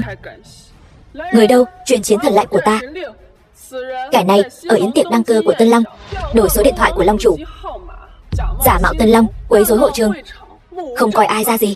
Trường Vãn Ninh nhà họ Trương ở Thượng Kinh bao che kẻ mạo phạm Long Điện cùng người khác mạo phạm Chân Long, lập tức bắt giữ hai người, đưa đến chiếu ngục của Long Điện, đồng thời nhân danh ta thực hiện chế tài với Trương gia ở Thượng Kinh. Tuân lệnh. Trường Vãn Ninh, đây chính là cái giá của sự tự phụ của ngươi. Hôm nay không chỉ một mình ngươi bị Long Điện bắt giữ, mà cả Trương gia cũng sẽ chịu ảnh hưởng to lớn. Bây giờ bắt giữ hai người bọn họ. Đủ rồi. Long Tước chiến thần, tôi nghe sư phụ tôi nhắc đến ngươi không chỉ một lần. Thiên hạ đều gọi ngươi là Đại Hạ Long Tước, hộ quốc an bang. Không ngờ ngươi lại ngu xuẩn đến vậy. Chuyện đơn giản thế này mà ngươi cũng không phân biệt được sao? Ngươi nói gì? Ta nói ngươi có mắt như mù. Chuyện đơn giản thế này mà cũng không phân biệt được. Ngươi làm sao có thể gánh vác uy danh của Đại Hạ Long Tước? Ngươi chán sống, ta chán sống. Tiểu Long Tước, hãy mở to mắt ra mà xem cho kỹ ta là ai.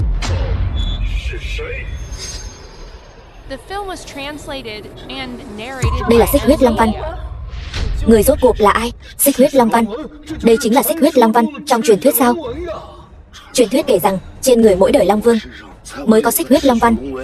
Hắn ta lại có thứ này. Sao có thể như vậy được? Ngươi sao có thể có được Xích Huyết Long Văn? Xích Huyết Long Văn này chỉ có điện chủ Long Điện mới có thể sở hữu. Ngươi là cái thá gì mà cũng xứng có Xích Huyết Long Văn? Giả, nhất định là giả.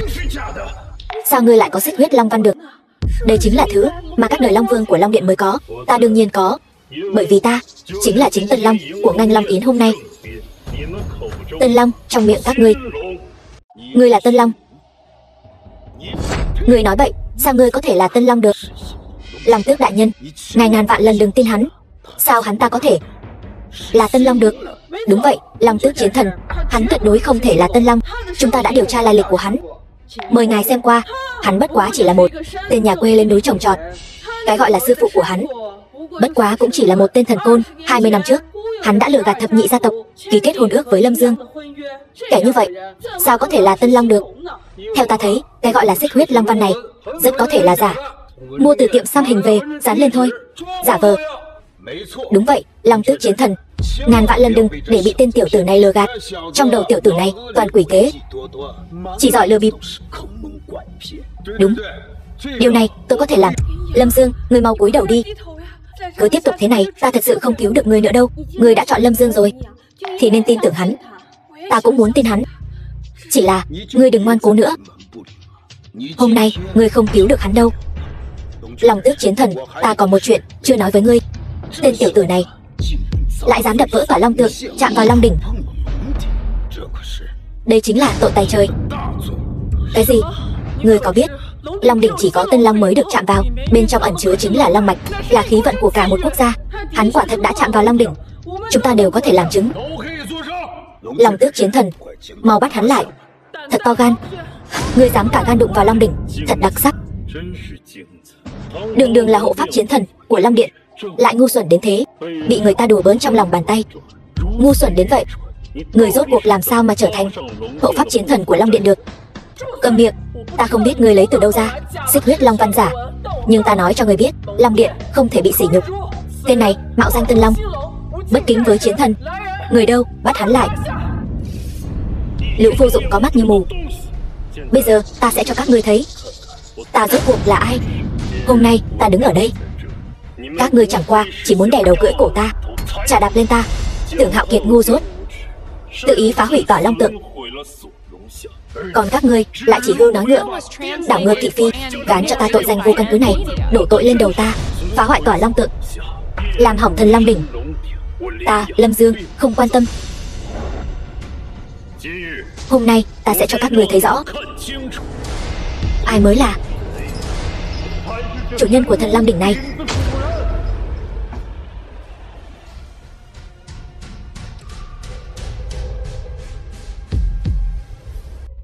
Long đỉnh nặng tựa sơn hải, chỉ có Tân Long mới nâng được. Hỏng rồi, người ăn nói ngông cuồng, đã chọc giận thần Long đỉnh. Uy lực thật mạnh.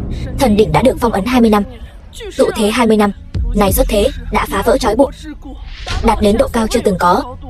Chỉ cần đến gần liền bị uy lực vạn quân đè nén, ngay cả ta cũng không thể tiến thêm một tấc.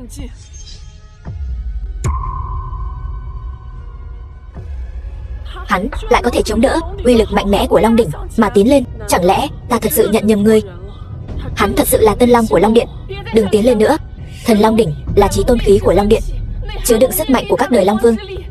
Ngay cả chiến thần đến gần cũng phải mất mạng. Nếu anh tiếp tục tiến lên sẽ mất mạng. Ngay cả chiến thần lúc này cũng chắc chắn phải mất mạng. Nhưng ta là Long Vương, cái đỉnh này còn chưa trấn áp được ta. Hắn vậy mà chạm vào được. Long đỉnh đã được kích hoạt. Sư phụ lễ vật tặng cho đồ nhi, ta nhận rồi.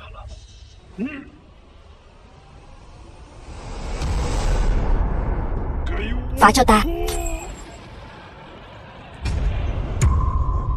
Long đỉnh phong thiện, 3 tiếng tiễn biệt tự chủ. Thần Long đỉnh đang giải trừ ràng buộc với Tiên Long, sau đó nhận chủ với Tân Long. Hắn thật sự là Tân Long đời này. Tiếng thứ hai rồi. Không thể nào, hắn tuyệt đối không thể là Tân Long của Long Điện. Hắn nhất định không thể thoát ra được. Sợi tỏa Long lên thứ 3.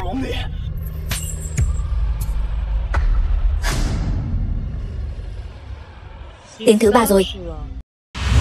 Nữ hoàng Đông Âu, Tân Long phương Đông xuất thế. Long đỉnh hiện, hoàng quyền lạc. Thanh Nguyên Đế, quốc chủ đại hạ, 3 tiếng tiễn biệt chủ cũ. Tân Long của Long Điện, nếu thật sự để ngươi xuất thế, vậy thì Thanh Nguyên Đế ta còn ra thể thống gì?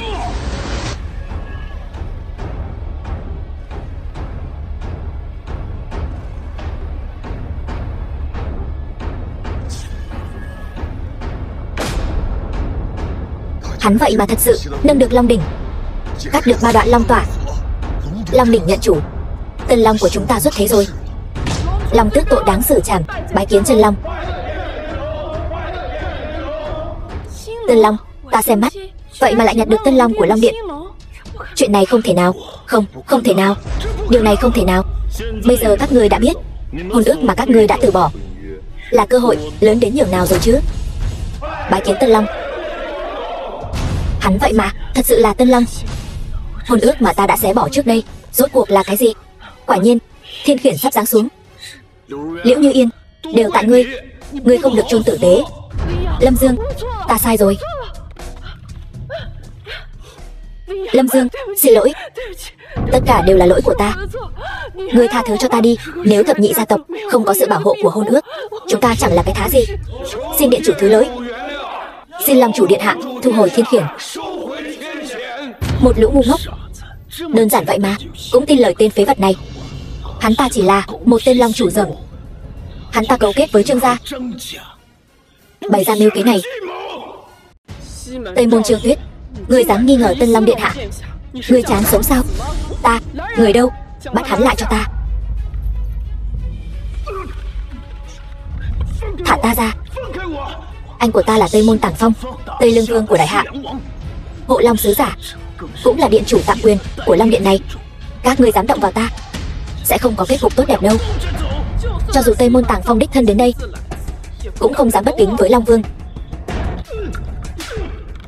Bọn khốn kiếp, vậy mà lại bị tên tiểu tử này lừa gạt.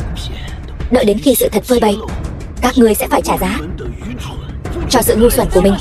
Sự thật, Tây Môn Trương Tuyết, đến giờ ngươi vẫn chưa chịu từ bỏ sao? Từ bỏ?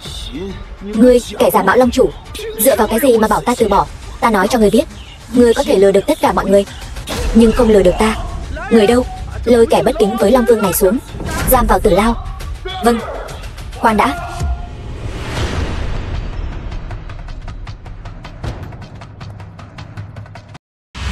Tây Môn Tàng Phong, khoan đã. Đừng manh động.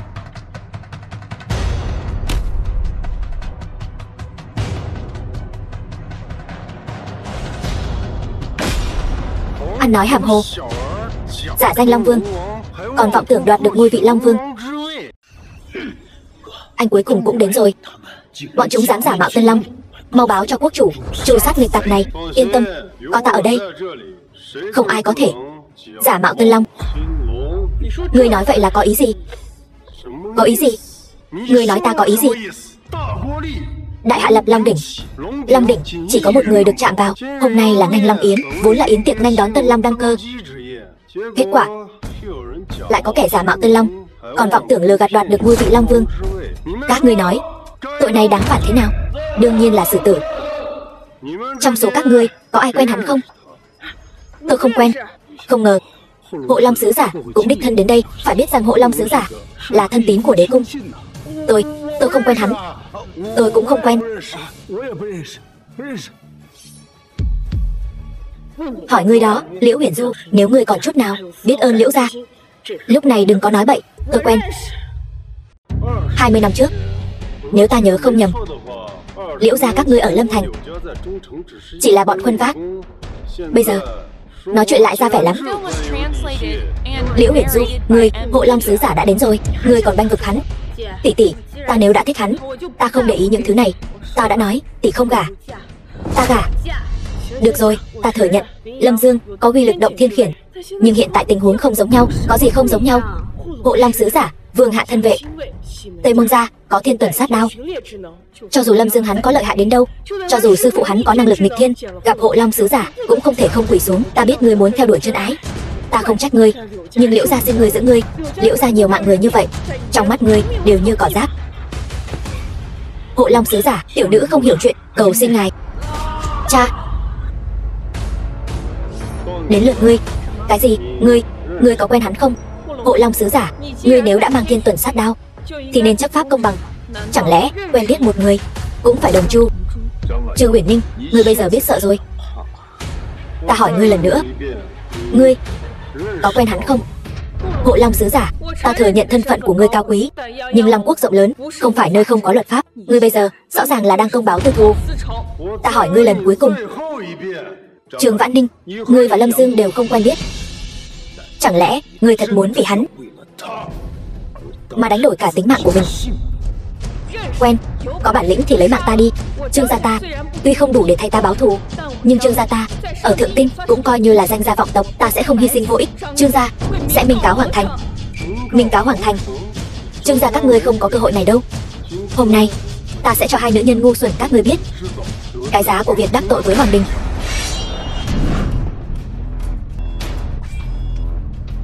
To gan. Thiên tử ban kiếm, ngươi cũng dám chạm vào? Thiên tử ban kiếm, thanh kiếm này tên là Hộ Long sao?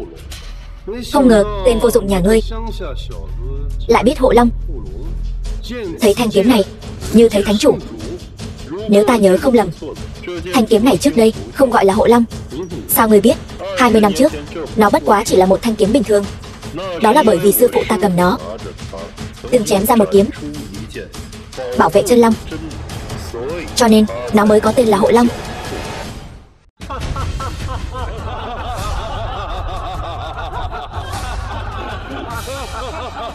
Lâm Dương, thật nên đặt trong đầu ngươi một quả trứng, xem nước sôi trong đầu ngươi có thể luộc chín quả trứng không. Lâm Dương, ta thừa nhận ngươi có chút bản lĩnh, ta cũng thừa nhận sư phụ ngươi có thể bấm đốt ngón tay tính thiên, mà thực lực cũng đã sớm vượt qua tông sư. Nhưng nơi này là Long quốc, tông sư như mây, cao thủ khắp nơi. Sư phụ ngươi cũng chỉ là đồ bỏ đi mà thôi. Ngươi nói cái gì? Ta nói sư phụ ngươi cũng chỉ là hạng lợi hại, đồ bỏ đi. Lâm Dương, ngươi thật to gan. Ca, tên này sỉ nhục quốc uy, tuyệt đối không thể tha cho hắn. Yên tâm, trong phạm vi quản hạt của ta không ai có thể sỉ nhục Hộ Long kiếm, càng không ai có thể sỉ nhục quốc chủ. Nếu ngươi đã nói sư phụ ngươi từng nhờ thanh kiếm này cứu Long chủ một lần, vậy hôm nay ta muốn thử xem ngươi rốt cuộc có thực lực bảo vệ quốc bảo hay không. Nếu ngươi chán sống, vậy ta sẽ thành toàn cho ngươi. Hôm nay ta cho ngươi cơ hội này, một chiêu. Nếu ngươi đỡ được một chiêu của ta, ta sẽ thừa nhận lão già sư phụ ngươi kia có nửa điểm công lao trên đại sảnh này. Nếu ngươi thua, quỳ xuống, xin lỗi sư phụ ta. Lâm Dương, ngươi nói bậy bạ gì vậy? Ngươi dám bảo hộ Long Sứ quỳ xuống sao? Điên rồi, thật sự điên rồi. Nếu không dám thì ra cửa. Sẽ phải.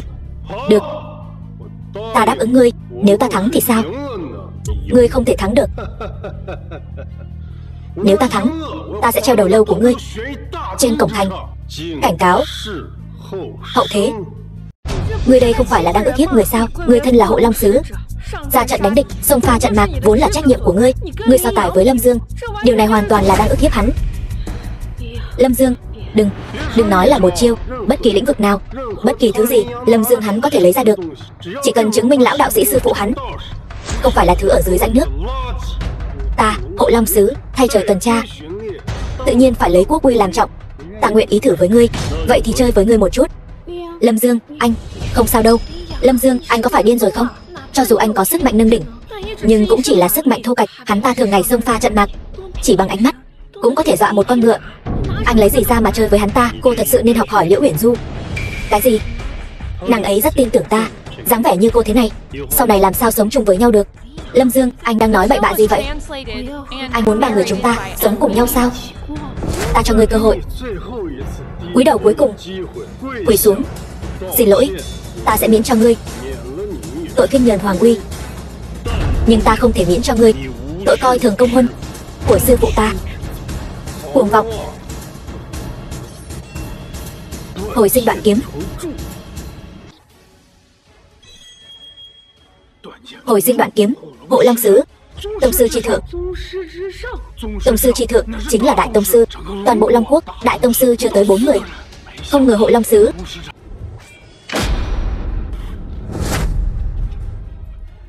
Ngươi thua rồi. Không thể nào.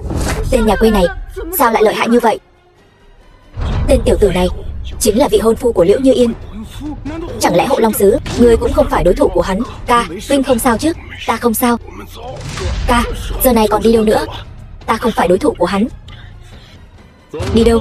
Ngươi chẳng lẽ đã quên lời ước hẹn của chúng ta rồi sao? Lâm Dương, ngươi có phải quá đáng quá rồi không? Hộ Long Sứ, dù sao cũng là sứ giả của Long Quốc. Ngươi dám bắt hắn quỳ xuống xin lỗi, nguyện đánh nguyện chịu, chẳng phải lẽ ra nên như vậy sao? Hay là nói sứ giả Long Quốc lại không có khí tiết như vậy? Đường đường là sứ giả, sao có thể quỳ xuống cho ngươi? Không muốn quỳ cũng được. Vậy ngươi học vài tiếng sủa đi, sủa cho ta nghe thử, để ta biết ngươi là kẻ không giữ chữ tín. Làm như vậy cũng được. Lâm Dương, ngươi thật to gan.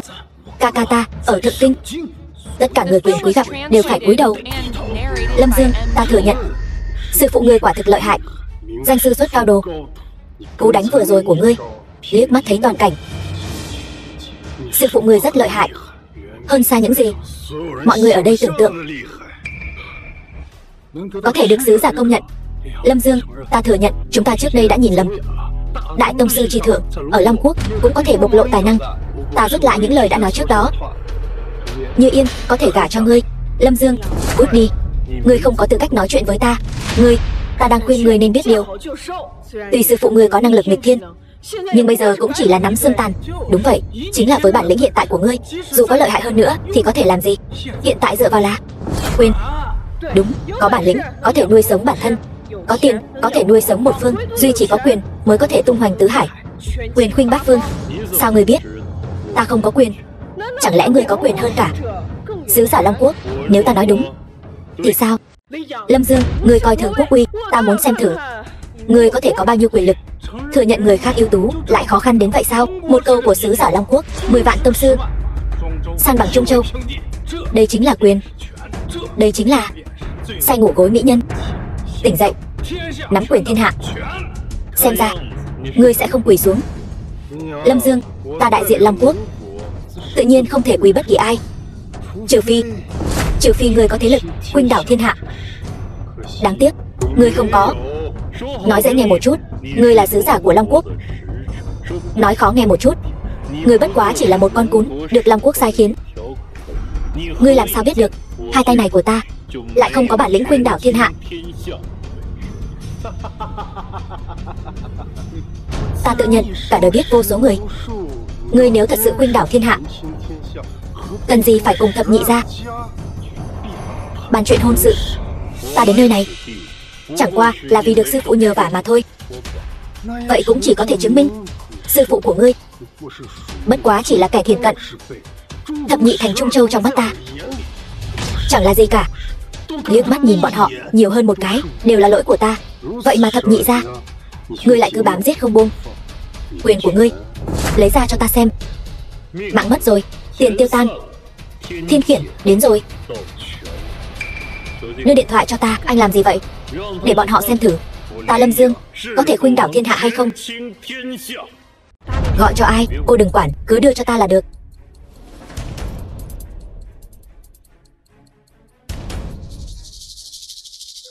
Alo, dì nhỏ. Đúng, ta là Lâm Dương đây. Điện thoại của ta hết pin rồi mà. Đúng, ta nói với dì nè. Bây giờ có một đám người nói ta không có tiền, không có quyền, không có thế, bắt nạt ta. Đúng vậy, còn nói sư phụ của ta nữa. Tức quá, có phải không thể nhịn được không? Được. Được rồi dì. Dì nhỏ của ta sắp đến rồi. Trước khi dì ấy đến, ta nhắc nhở ngươi một câu. Mau chóng tìm một chỗ trốn cho kỹ. Dì nhỏ của ta tính tình không tốt đâu, không giống như ta, dễ nói chuyện. Lâm Dương, vừa rồi anh dùng điện thoại của tôi là để gọi cho dì của anh. Đúng vậy. Sao vậy, anh có phải lú lẫn rồi không? Dì nhỏ của anh tuy để anh đến xem mắt tôi, để tôi đến tổ chức yến tiệc Long Điện xuất sơn, thế nhưng bản lĩnh của dì anh vẫn chưa đủ. Tại sao chưa đủ? Long Điện và Long Quốc có thể so sánh sao? Ta cứ tưởng ngươi gọi được nhân vật lớn nào đó, hóa ra là dì của ngươi. Lâm Dương, ngươi có phải con nít không vậy? Đánh không lại rồi, phải gọi phụ huynh thôi. Hay là ngươi thấy anh tôi cường tráng, muốn anh tôi chơi đùa với dì của ngươi một chút?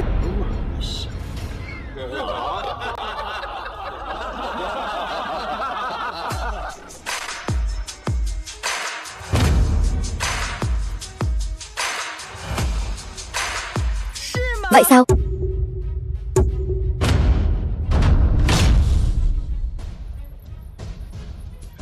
Thật sự tới rồi. Lâm Dương, người khác đều tặng vợ, anh thì khác. Anh lại tặng gì của anh? Dáng người không tệ nha. Lâm Dương, không ngờ anh còn có một người gì như vậy. Theo logic của Thượng Kinh, càng có tiền có thế, càng được bảo dưỡng tốt. Lâm Dương, người gì của cậu mà có được nhan sắc này? Không đơn giản đâu.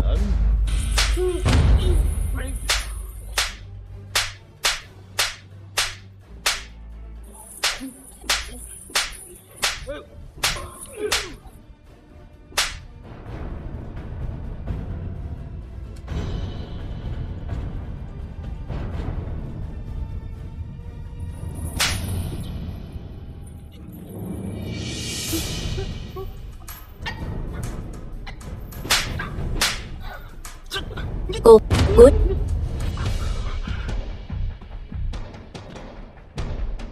Gì? Xin lỗi. Cô bảo tôi xử lý chuyện này, tôi không xử lý tốt. Không sao, chuyện này vốn không liên quan đến cô. Ngược lại là Lâm Dương, chuyện còn con này mà dám tìm tôi. Gì? Đâu? Trường Vãn Ninh là vợ tôi tìm cho cậu. Vợ của cậu không biết bảo vệ. Gì? Dì quên rồi sao? Sư phụ tôi nói không cho tôi tùy tiện ra tay. Lâm Dương, đến lúc nào rồi? Còn sư phụ cậu dù có lợi hại, có thể lợi hại hơn Hộ Long Sứ không? Cô chính là Liễu Như Yên. Phải. Cô, nhớ kỹ, cái tát này là tôi thưởng cho cô. Ở đây không có phần cô lên tiếng. Trung Châu thập nhị gia đều bị cô liên lụy. Nếu không phải vì cô, Trung Châu thập nhị tộc nhất định có thể bay lên trời. Rừng không có hổ, khỉ xưng vương. Hôm nay ở đây, thế nhưng ta là Hộ Long Sứ. Đúng, Hộ Long Sứ giả ở đây, đến lượt cô lên tiếng sao? Cô ta là thánh nữ đương triều. Sao có thể? Vậy Lâm Dương, rốt cuộc là thân phận gì vậy? Bà bớt nói vài câu đi. Ta không có đứa con gái như cô. Cô ta là, cho dù cô ta là thiên vương đến đây, ở đây cũng chỉ có phần quỳ xuống cho Hộ Long Sứ giả. Tôi thấy cô hay là làm thiếp cho Hộ Long Sứ giả đi. Gì? Hay là gì? Cứ theo hắn đi. Chán sống phải không? Đau. Lâm Dương, ở đây không phải là nơi các người làm càn. Tôi cho anh lên tiếng sao? Anh có tư cách gì lên tiếng ở đây? Tôi đã nói rồi, Mọi chuyện tìm tôi nói đều dễ nói. Dì tôi tính nóng này. Từ nhỏ đến lớn, nhà tôi không ai dám chọc gì ấy. Cô dám đánh tôi. Ồn ào. Cút. Bảo ta cút. Người cũng không xem lại. Bên cạnh ta là ai?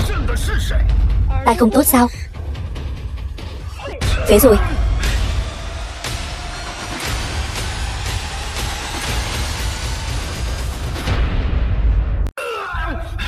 Đồ điên. Lâm Dương, dì của anh. Tôi chỉ biết tính bà ấy không tốt, không ngờ lại không tốt đến vậy. Ca, con mụ điên này coi thường luật lệ Long Quốc. Bà ta đáng mất mạng.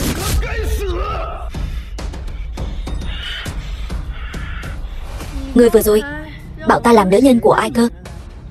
Tây Môn Chiêu Tuyết. Lần này ngươi chơi lớn rồi. Ta khuyên ngươi, tốt nhất bây giờ quỳ xuống cho dì của ta. Dì của ta nếu nghĩ thông, ngươi còn có cơ hội. Ca, tay ta bị người ta cắt rồi. Ngươi sẽ giúp ta làm chủ, đúng không? Ngươi điên cuồng thật đấy. Muốn ta làm nữ nhân của ngươi. Đại nhân, không biết ta có thể xứng được không đây? Đại nhân sao không nói gì? Đại nhân là chê ta thân hình không tốt sao? Nào, đại nhân sờ thử xem. Ca, bà ta đây là đang coi thường thân phận sứ giả của ngươi, đang khiêu chiến hoàng uy. Ca, ngươi làm gì? Làm gì? Quỳ xuống. Ca, bà ta cắt tay ta rồi. Ngươi bảo ta quỳ xuống cho bà ta. Phải đó, Hộ Long sứ giả, Tây Môn thiếu gia là đệ đệ của ngài. Ở đây có phần ngươi nói chuyện sao? Thưa Hộ Long sứ giả, ta chỉ là quỳ xuống. Tất cả người Liễu gia quỳ xuống, nếu không châu chơi. Tất cả mọi người không nghe thấy sao? Này, Hộ Long sứ giả, làm sao vậy? Xem ra là thật rồi. Bà ta quả nhiên là thánh nữ. Nếu các ngươi bây giờ không quỳ, lát nữa cả cơ hội quỳ cũng không có. Hộ Long sứ giả, cho dù Lâm Dương hắn là Long Điện điện chủ, nhưng Long Điện chỉ là một tổ chức dân gian, so với Hoàng Thành chẳng là gì cả. Gì của hắn có thể tính là gì? Hộ Long sứ giả, ngay cả thân phận của ngài cũng không muốn vì chúng ta mà lên tiếng bất bình sao? Hộ Long sứ giả, vì đại sự quốc gia, lo lắng cho thiên hạ. Hộ Long sứ giả, nếu ngài chỉ vì nhìn chúng nữ nhân này mà bắt chúng ta toàn bộ quỳ xuống, điều này tuyệt đối không thể. Đúng, không thể, tuyệt đối không thể. Ngươi có thể thua, có thể mất mạng, nhưng tuyệt đối không thể bị đánh bại. Không thể. Ta khuyên các người tốt nhất đều quỳ xuống. Dì của ta, kể cả sư phụ ta đến, cũng phải nể mặt bà ấy vài phần. Ta khinh Hồ giả hổ uy. Ngươi chỉ là đồ nhà quê. Dì của ngươi chỉ là một người đàn bà quê mùa thôi mà. Anh, chuyện này là sao? Chẳng lẽ anh thật sự không giúp tôi nữa sao? Trả thù gì chứ? Bái kiến thánh nữ đại nhân. Cái gì? Cô ta là thánh nữ? Thánh nữ? Không thể nào. Hoàng Thành tuy có 4 vị Hộ Long sứ giả, nhưng thánh nữ chỉ có một. Anh có nhầm lẫn gì không? Cô ta chỉ là đồ nhà quê, sao có thể là thánh nữ? Ta bảo mày quỳ xuống, khấu đầu. Thánh nữ, vừa rồi tiểu đệ có chút ồn ào, tôi đã bảo hắn im lặng rồi. Xin lỗi thánh nữ đại nhân, là ta có mắt như mù. Tham kiến thánh nữ đại nhân. Cô ấy là thánh nữ đại nhân. Thánh nữ đại nhân là tiểu nữ không biết. Không biết thì không có tội. Không biết, quả thật không có tội. Tạ ơn thánh nữ đại nhân minh giám, nhưng ta định tội cho một người, bất kể hắn có tội hay không. Chỉ cần ta không thích thì hắn có tội. Thánh nữ đại nhân, là lỗi của Liễu Như Yên, xin người hãy tha thứ cho tôi. Đạo lý hữu dụng, Long Quốc cần nhiều người quản lý như vậy để làm gì? Thánh nữ đại nhân. Người đâu? Tát vào mồm. Đừng mà. Thánh nữ. Tát cho đến khi nhật nguyệt đồng thiên. Vậy chẳng phải là đánh đến mất mạng? Thánh nữ đại nhân.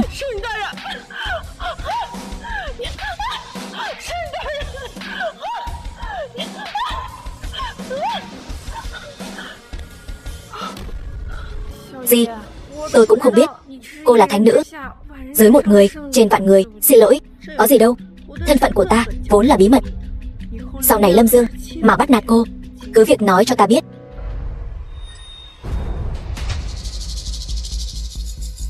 "12 thành có được địa vị như ngày hôm nay, có thể quật khởi nhanh chóng như vậy, đều nhờ ân đức của sư phụ Lâm Dương. Năm xưa sơn nhân tự đoạn long mạch, lẽ ra các ngươi phải coi như chân bảo. Từ hôn, sao các ngươi dám làm vậy? Xin thánh nữ tha mạng. Trung Châu Lâm Thành nguyện giao ra toàn bộ tài phú quyền thế, xin thánh nữ đại nhân tha mạng. Trung Châu Tuyên Thành nguyện giao ra toàn bộ tài phú quyền thế, xin thánh nữ tha mạng. Trung Châu Mão Thành nguyện giao ra toàn bộ tài phú quyền thế, xin thánh nữ tha mạng. Trung Châu Thiền Thành nguyện giao ra toàn bộ tài phú quyền thế, xin thánh nữ tha mạng. Trung Châu Thân Thành nguyện giao ra toàn bộ tài phú, xin thánh nữ tha mạng.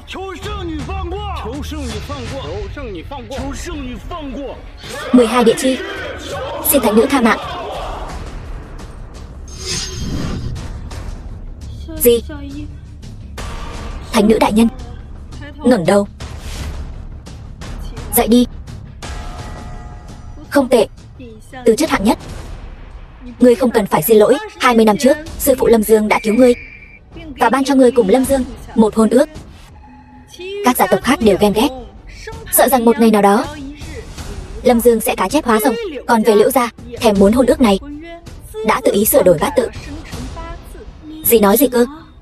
Dì nhỏ, dì không đùa chứ? Ta có đùa hay không?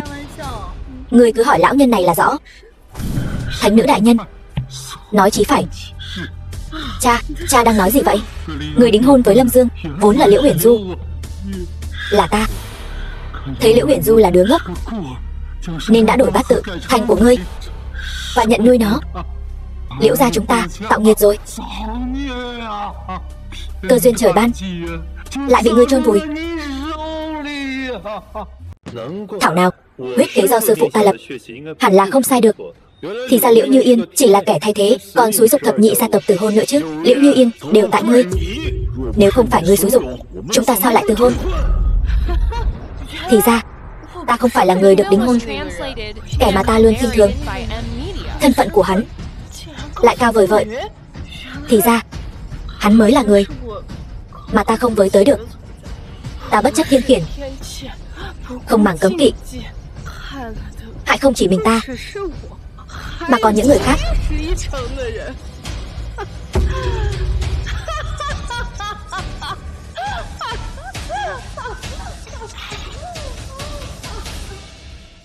Gì? Cô ta là vị hôn thê của Lâm Dương, hiện tại vẫn chưa từ hôn. Vậy ta phải làm sao?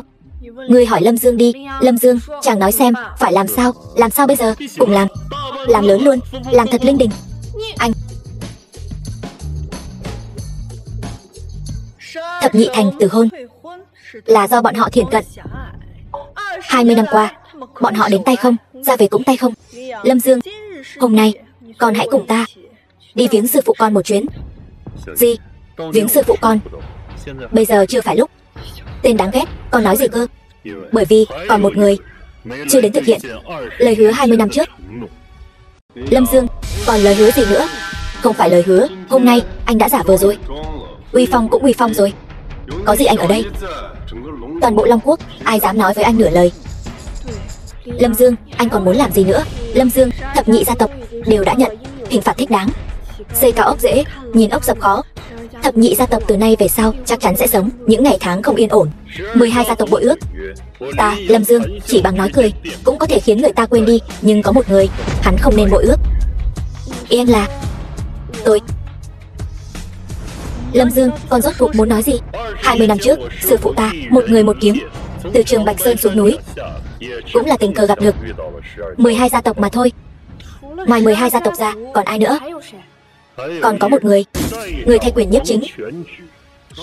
Cái gì? Thay quyền nhiếp chính? Lâm Dương, con nói bậy bạ gì vậy? Hôm nay ta xuống núi chính là muốn đòi lại công đạo. Lâm Dương, ngươi nói chính là người ở địa cung, vị thanh đế kia chính là hắn. Ngươi thật to gan, thanh đế cũng là người ngươi có thể ngông cuồng. Lâm Dương, con nói cho ta biết, con đang nói bậy phải không? Năm đó, con lên Trường Bạch Sơn, con mới bao nhiêu tuổi? 20 năm trước, khi sư phụ con mất, con cũng đâu biết chuyện này. Gì, con có biết hay không? Không quan trọng. Nhưng thiên mệnh này không thể trái.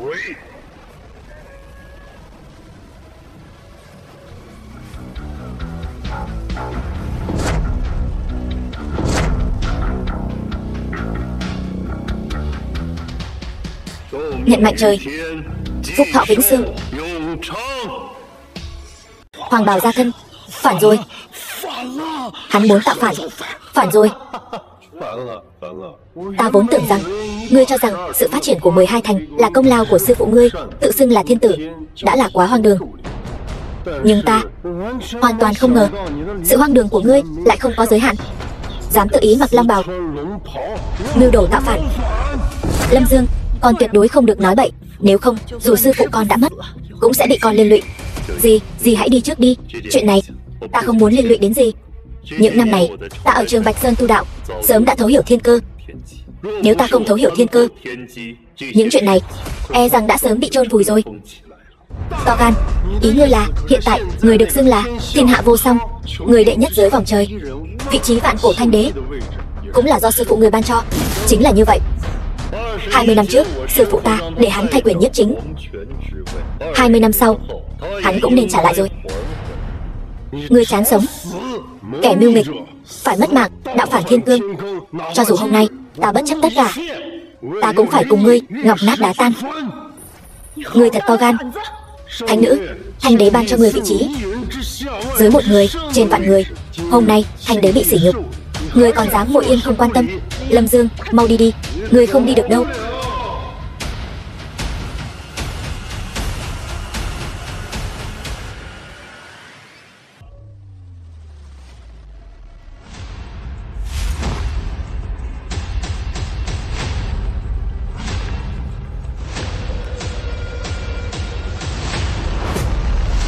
Tham kiến bệ hạ. The film was translated and narrated by M. Thanh đế, có chuyện gì? Sao ngài lại đến đây? Thuộc hạ làm việc bất lợi, không đủ thực lực. Vẫn mong thanh đế hãy về nghỉ ngơi trước, chuyện ở đây sẽ được giải quyết ngay. Ngươi có biết tội? Biết tội? Lâm Dương hắn ăn nói hàm hồ, còn mong thanh đế niệm tình ta vì Lâm quốc phụng sự nhiều như vậy, tha cho hắn một mạng. Ngươi là cháu trai của thánh nữ phải không? To gan, thanh đế thân chinh, vậy mà còn dám ngồi đó không nhúc nhích. Cái ghế này của tôi quá nhỏ, uy nghiêm của thanh đế quá sâu. Tôi nào có đức hạnh gì để thanh đế hạ mình ở đây? Rốt cuộc thì ngươi là không đặt thanh đế vào mắt. Thanh đế đến đây, ngươi vậy mà vẫn không chịu nhường. Lâm Dương, tránh ra. Lâm Dương, mau đứng dậy, đừng để thanh đế phải chờ. Lâm Dương, anh mau đứng dậy đi. Không cần, ta thân là thanh đế, sẽ không vì chút chuyện nhỏ này mà so đo với hắn. Bệ hạ độ lượng. Nhưng cái gì mà nhưng? Hắn nói rồi, hắn không ngồi nữa. Vậy thì không cần ngồi nữa. Bây giờ bắt đầu. Bắt đầu cái gì? Bây giờ bắt đầu. Thành thật khai báo. Ta cho ngươi ngồi ở đây là thấy ngươi tuổi còn trẻ, đã vào cảnh giới đại tông sư, bảo ta thú nhận để được khoan hồng. Ngươi thật to gan. Lâm Dương, cầm lông gà làm lạnh tiến. Bệ hạ, Hộ Long thỉnh mạnh, xử lý Lâm Dương. Thánh nữ bao che cho hắn. Ta thấy Trung Châu có dị tượng, liền nghĩ đến Hộ Long chắc chắn là bị người ta đánh bại. Ta còn đoán được Trung Châu nhất định có cao nhân xuất sơn, nhưng không ngờ lại là một người trẻ tuổi. Càng không ngờ là người trẻ tuổi này lại cuồng vọng như thế. Cứ biện tiếp, ta nghe. Lâm Dương, ngươi đừng tưởng ta tiếc tài mà ngươi có thể không sợ hãi. Thật thú vị, cứ biện tiếp đi. Hộ Long, vâng. Sao, thánh nữ đại nhân, người muốn thay tên loạn thần tặc tử này? Nói chuyện sao? Đạo phản thiên cương, hạ phạm thượng, chính là tội diệt cửu tộc. Vẫn mong thanh đế nhìn vào công lao ta đã bỏ ra cho Long quốc. Cho phép ta khuyên hắn một chút. Lâm Dương, đứng dậy đi. Gì? Xin miễn thứ cho việc không thể tuân theo cái thân xác này của ta. Hôm nay quá cứng rồi. Con không đứng dậy, kéo theo không chỉ con và ta, mà còn có Liễu Huyền Du, Trường Vạn Ninh, thậm chí còn có cả vạn mạng người nhà họ Trương. Nếu ta đứng dậy thì e là hại tất cả bách tính Long quốc. Đều tại ta cứ mãi để con ở trên núi, khiến con học được một thân bản lĩnh mà lại không học được cách sống ở đời. Lâm Dương nhiều lần mạo phạm, là Tống Niên quản giáo vô phương, Cầu xin Thánh Đế trực tiếp ban tử cho ta, một mạng đền một mạng. Người thú vị như vậy ta còn chưa từng gặp. Hôm nay ta phải xem thử hắn muốn làm gì. Sư phụ ta từng lập huyết khế. Nếu người có huyết khế sau 20 năm có thể thực hiện ước định, tự nhiên có thể cảnh giới phi thăng, nhập trường Bạch Sơn Tiên Đạo.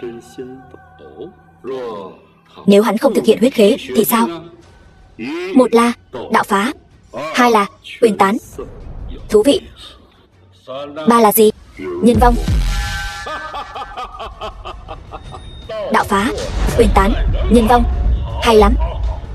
Ta phải xem thử huyết khế này, thiên khiển này có thật sự lợi hại như vậy không? Lâm Dương, ngươi thật sự điên rồi. Nói về quyền thế ở Long Quốc, ai bì được với Thanh Đế? Cho dù là người gì cao cao tại thượng của ngươi, trước mặt Thanh Đế cũng chỉ là tên hèn mọn. Phải thừa nhận rằng trí tưởng tượng của ngươi vô cùng phong phú. Ý ngươi là thiên khiển của 12 nhà đó không nhắm vào bọn họ, chỉ nhắm vào ta. 12 thành còn chưa cần đến, trời ra tay. Hiểu rồi, nhưng ngươi không biết 4 đại tông sư Long Quốc này, ta là một trong số đó. Ngươi lấy gì mà đấu với ta? Đối phó với ngươi ta còn chẳng cần ra tay.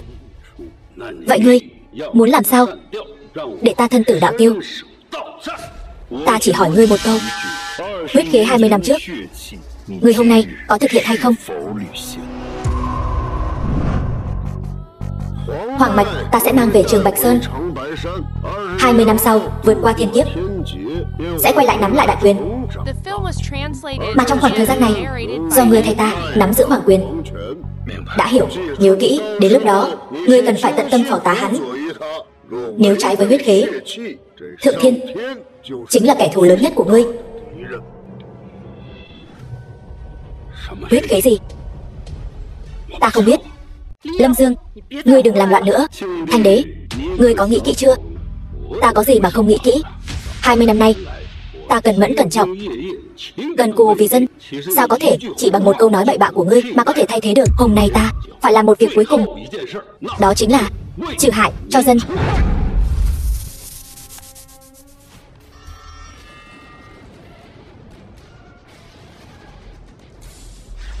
Lâm Dương, con mau đi đi, ta yểm hộ cho con. Sao có thể? Một thân tu vi đứng đầu đại tông sư, vậy mà không thể làm ngươi bị thương chút nào. Không phải ngươi không thể làm ta bị thương chút nào, mà là tu vi của ngươi đã tiêu tán hết rồi. Làm sao có thể? Chẳng lẽ thật sự có thiên khiển? Huyết khế năm xưa sư phụ con lập ra rốt cuộc là cái gì? Một người sắp trầu trời, để hắn ta tạm thời nắm quyền quý thôi. Ngươi láo xược. Tu vi của ta chưa hề tiêu tán. Cho dù tu vi của ta có tiêu tán hết thì Long Quốc ta vẫn còn 10 vạn tông sư. Chỉ cần ta ra lệnh một tiếng, bọn họ có thể ngũ mã phanh thai ngươi, nghiền nát ngươi thành trăm mảnh. Vậy sao? 20 năm trước ngươi đã tuân thủ huyết khế, cho nên ngươi mới có được quyền khuyên thiên hạ, một tay che trời. Còn bây giờ thì sao? Vi phạm huyết khế, phản bội sư phụ ta, chém đứt thần mạch. Ngươi cứ thử xem, không có thần mạch của sư phụ ta giúp đỡ ngươi, ngươi còn ra cái thể thống gì? Láo xược. Người đâu? Thông báo Long vệ, diệt cỏ tận gốc. Long vệ tới.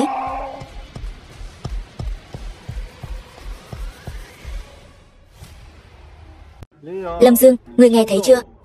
Trong Long Quốc khắp nơi đều là Long vệ. Thanh Đế ra lệnh một tiếng, ngươi đến cái xác cũng không tìm thấy đâu.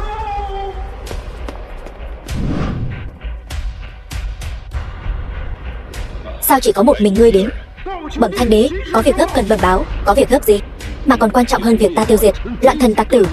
Bẩm Thanh Đế, Bắc Cương nguy cấp, 10 vạn chiến thần trấn giữ biên cương đã tử trận. Cái gì? Báo. Thanh Đế, Tây Cương bị phá, nữ tướng quân Lâm Hiểu bị bắt làm tù binh. Cái gì? Bẩm. Bẩm Thanh Đế, Nam Cương bị phá, không một ai sống sót. Cái gì? Bẩm. Lần này có tin tốt chứ? Đông Cương không có chiến sự chứ? Không có chiến sự thì đó là chuyện tốt rồi. Bẩm Thanh Đế, Hòn đảo phía đông đột nhiên xảy ra sóng thần, bị nhấn chìm xuống đáy biển rồi. Hoàng triều sụp đổ, đại thế đã mất. Không thể nào. Chuyện này tuyệt đối không thể nào. Ngươi một mình chống lại thiên mệnh, vô số người phải chịu tai ương cùng ngươi. Hôm nay cái chức vị tạm quyền của ngươi chỉ còn là hư danh. 20 năm trước, sư phụ ta thật sự là mù mắt, mới nhìn trúng loại người như ngươi. Lâm Dương, thiên mệnh gì chứ? Cả đời ta chỉ tin vào ta tự làm chủ vận mệnh của ta, chứ không phải trời. Đạo đã tan, quyền đã mất, bây giờ đến lượt nhân vong rồi.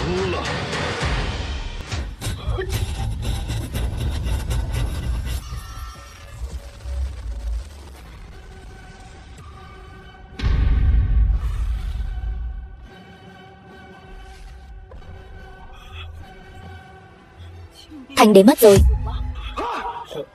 hoàng thượng băng hà rồi. Thuộc hạ không biết Chân Long dáng thế, nguyện Chân Long tha thứ. Vậy ra con mới là dòng dõi hoàng thành. 20 năm trước, sư phụ mang con rời đi là để vượt qua thiên kiếp. Gì? Sự tình cụ thể con cũng không rõ. Vậy chẳng phải là anh muốn thay thế vị trí của Thanh đế? Lâm Dương, tôi biết anh rất lợi hại, nhưng không ngờ ngay cả Thanh đế cũng chỉ thay anh nắm giữ vị trí này. Thiên kiếp sắp đến, ta cần đế quan để vượt qua thiên kiếp, nhưng ngôi vị Thanh đế này không thể một ngày không có chủ.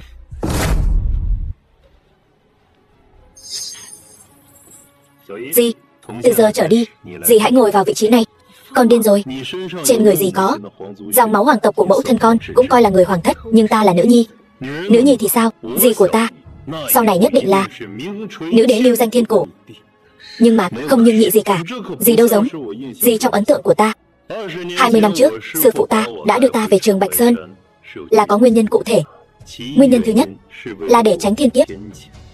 Nguyên nhân khác là có liên quan đến sự mất tích của cha mẹ ta. 20 năm trước, con cự long đó đã ngã xuống ở Trường Bạch Sơn. Cùng lúc sư phụ đưa ta về Trường Bạch Sơn, ta có linh cảm cha mẹ ta nhất định còn sống. Ta, Lâm Dương, nhất định phải tìm được họ.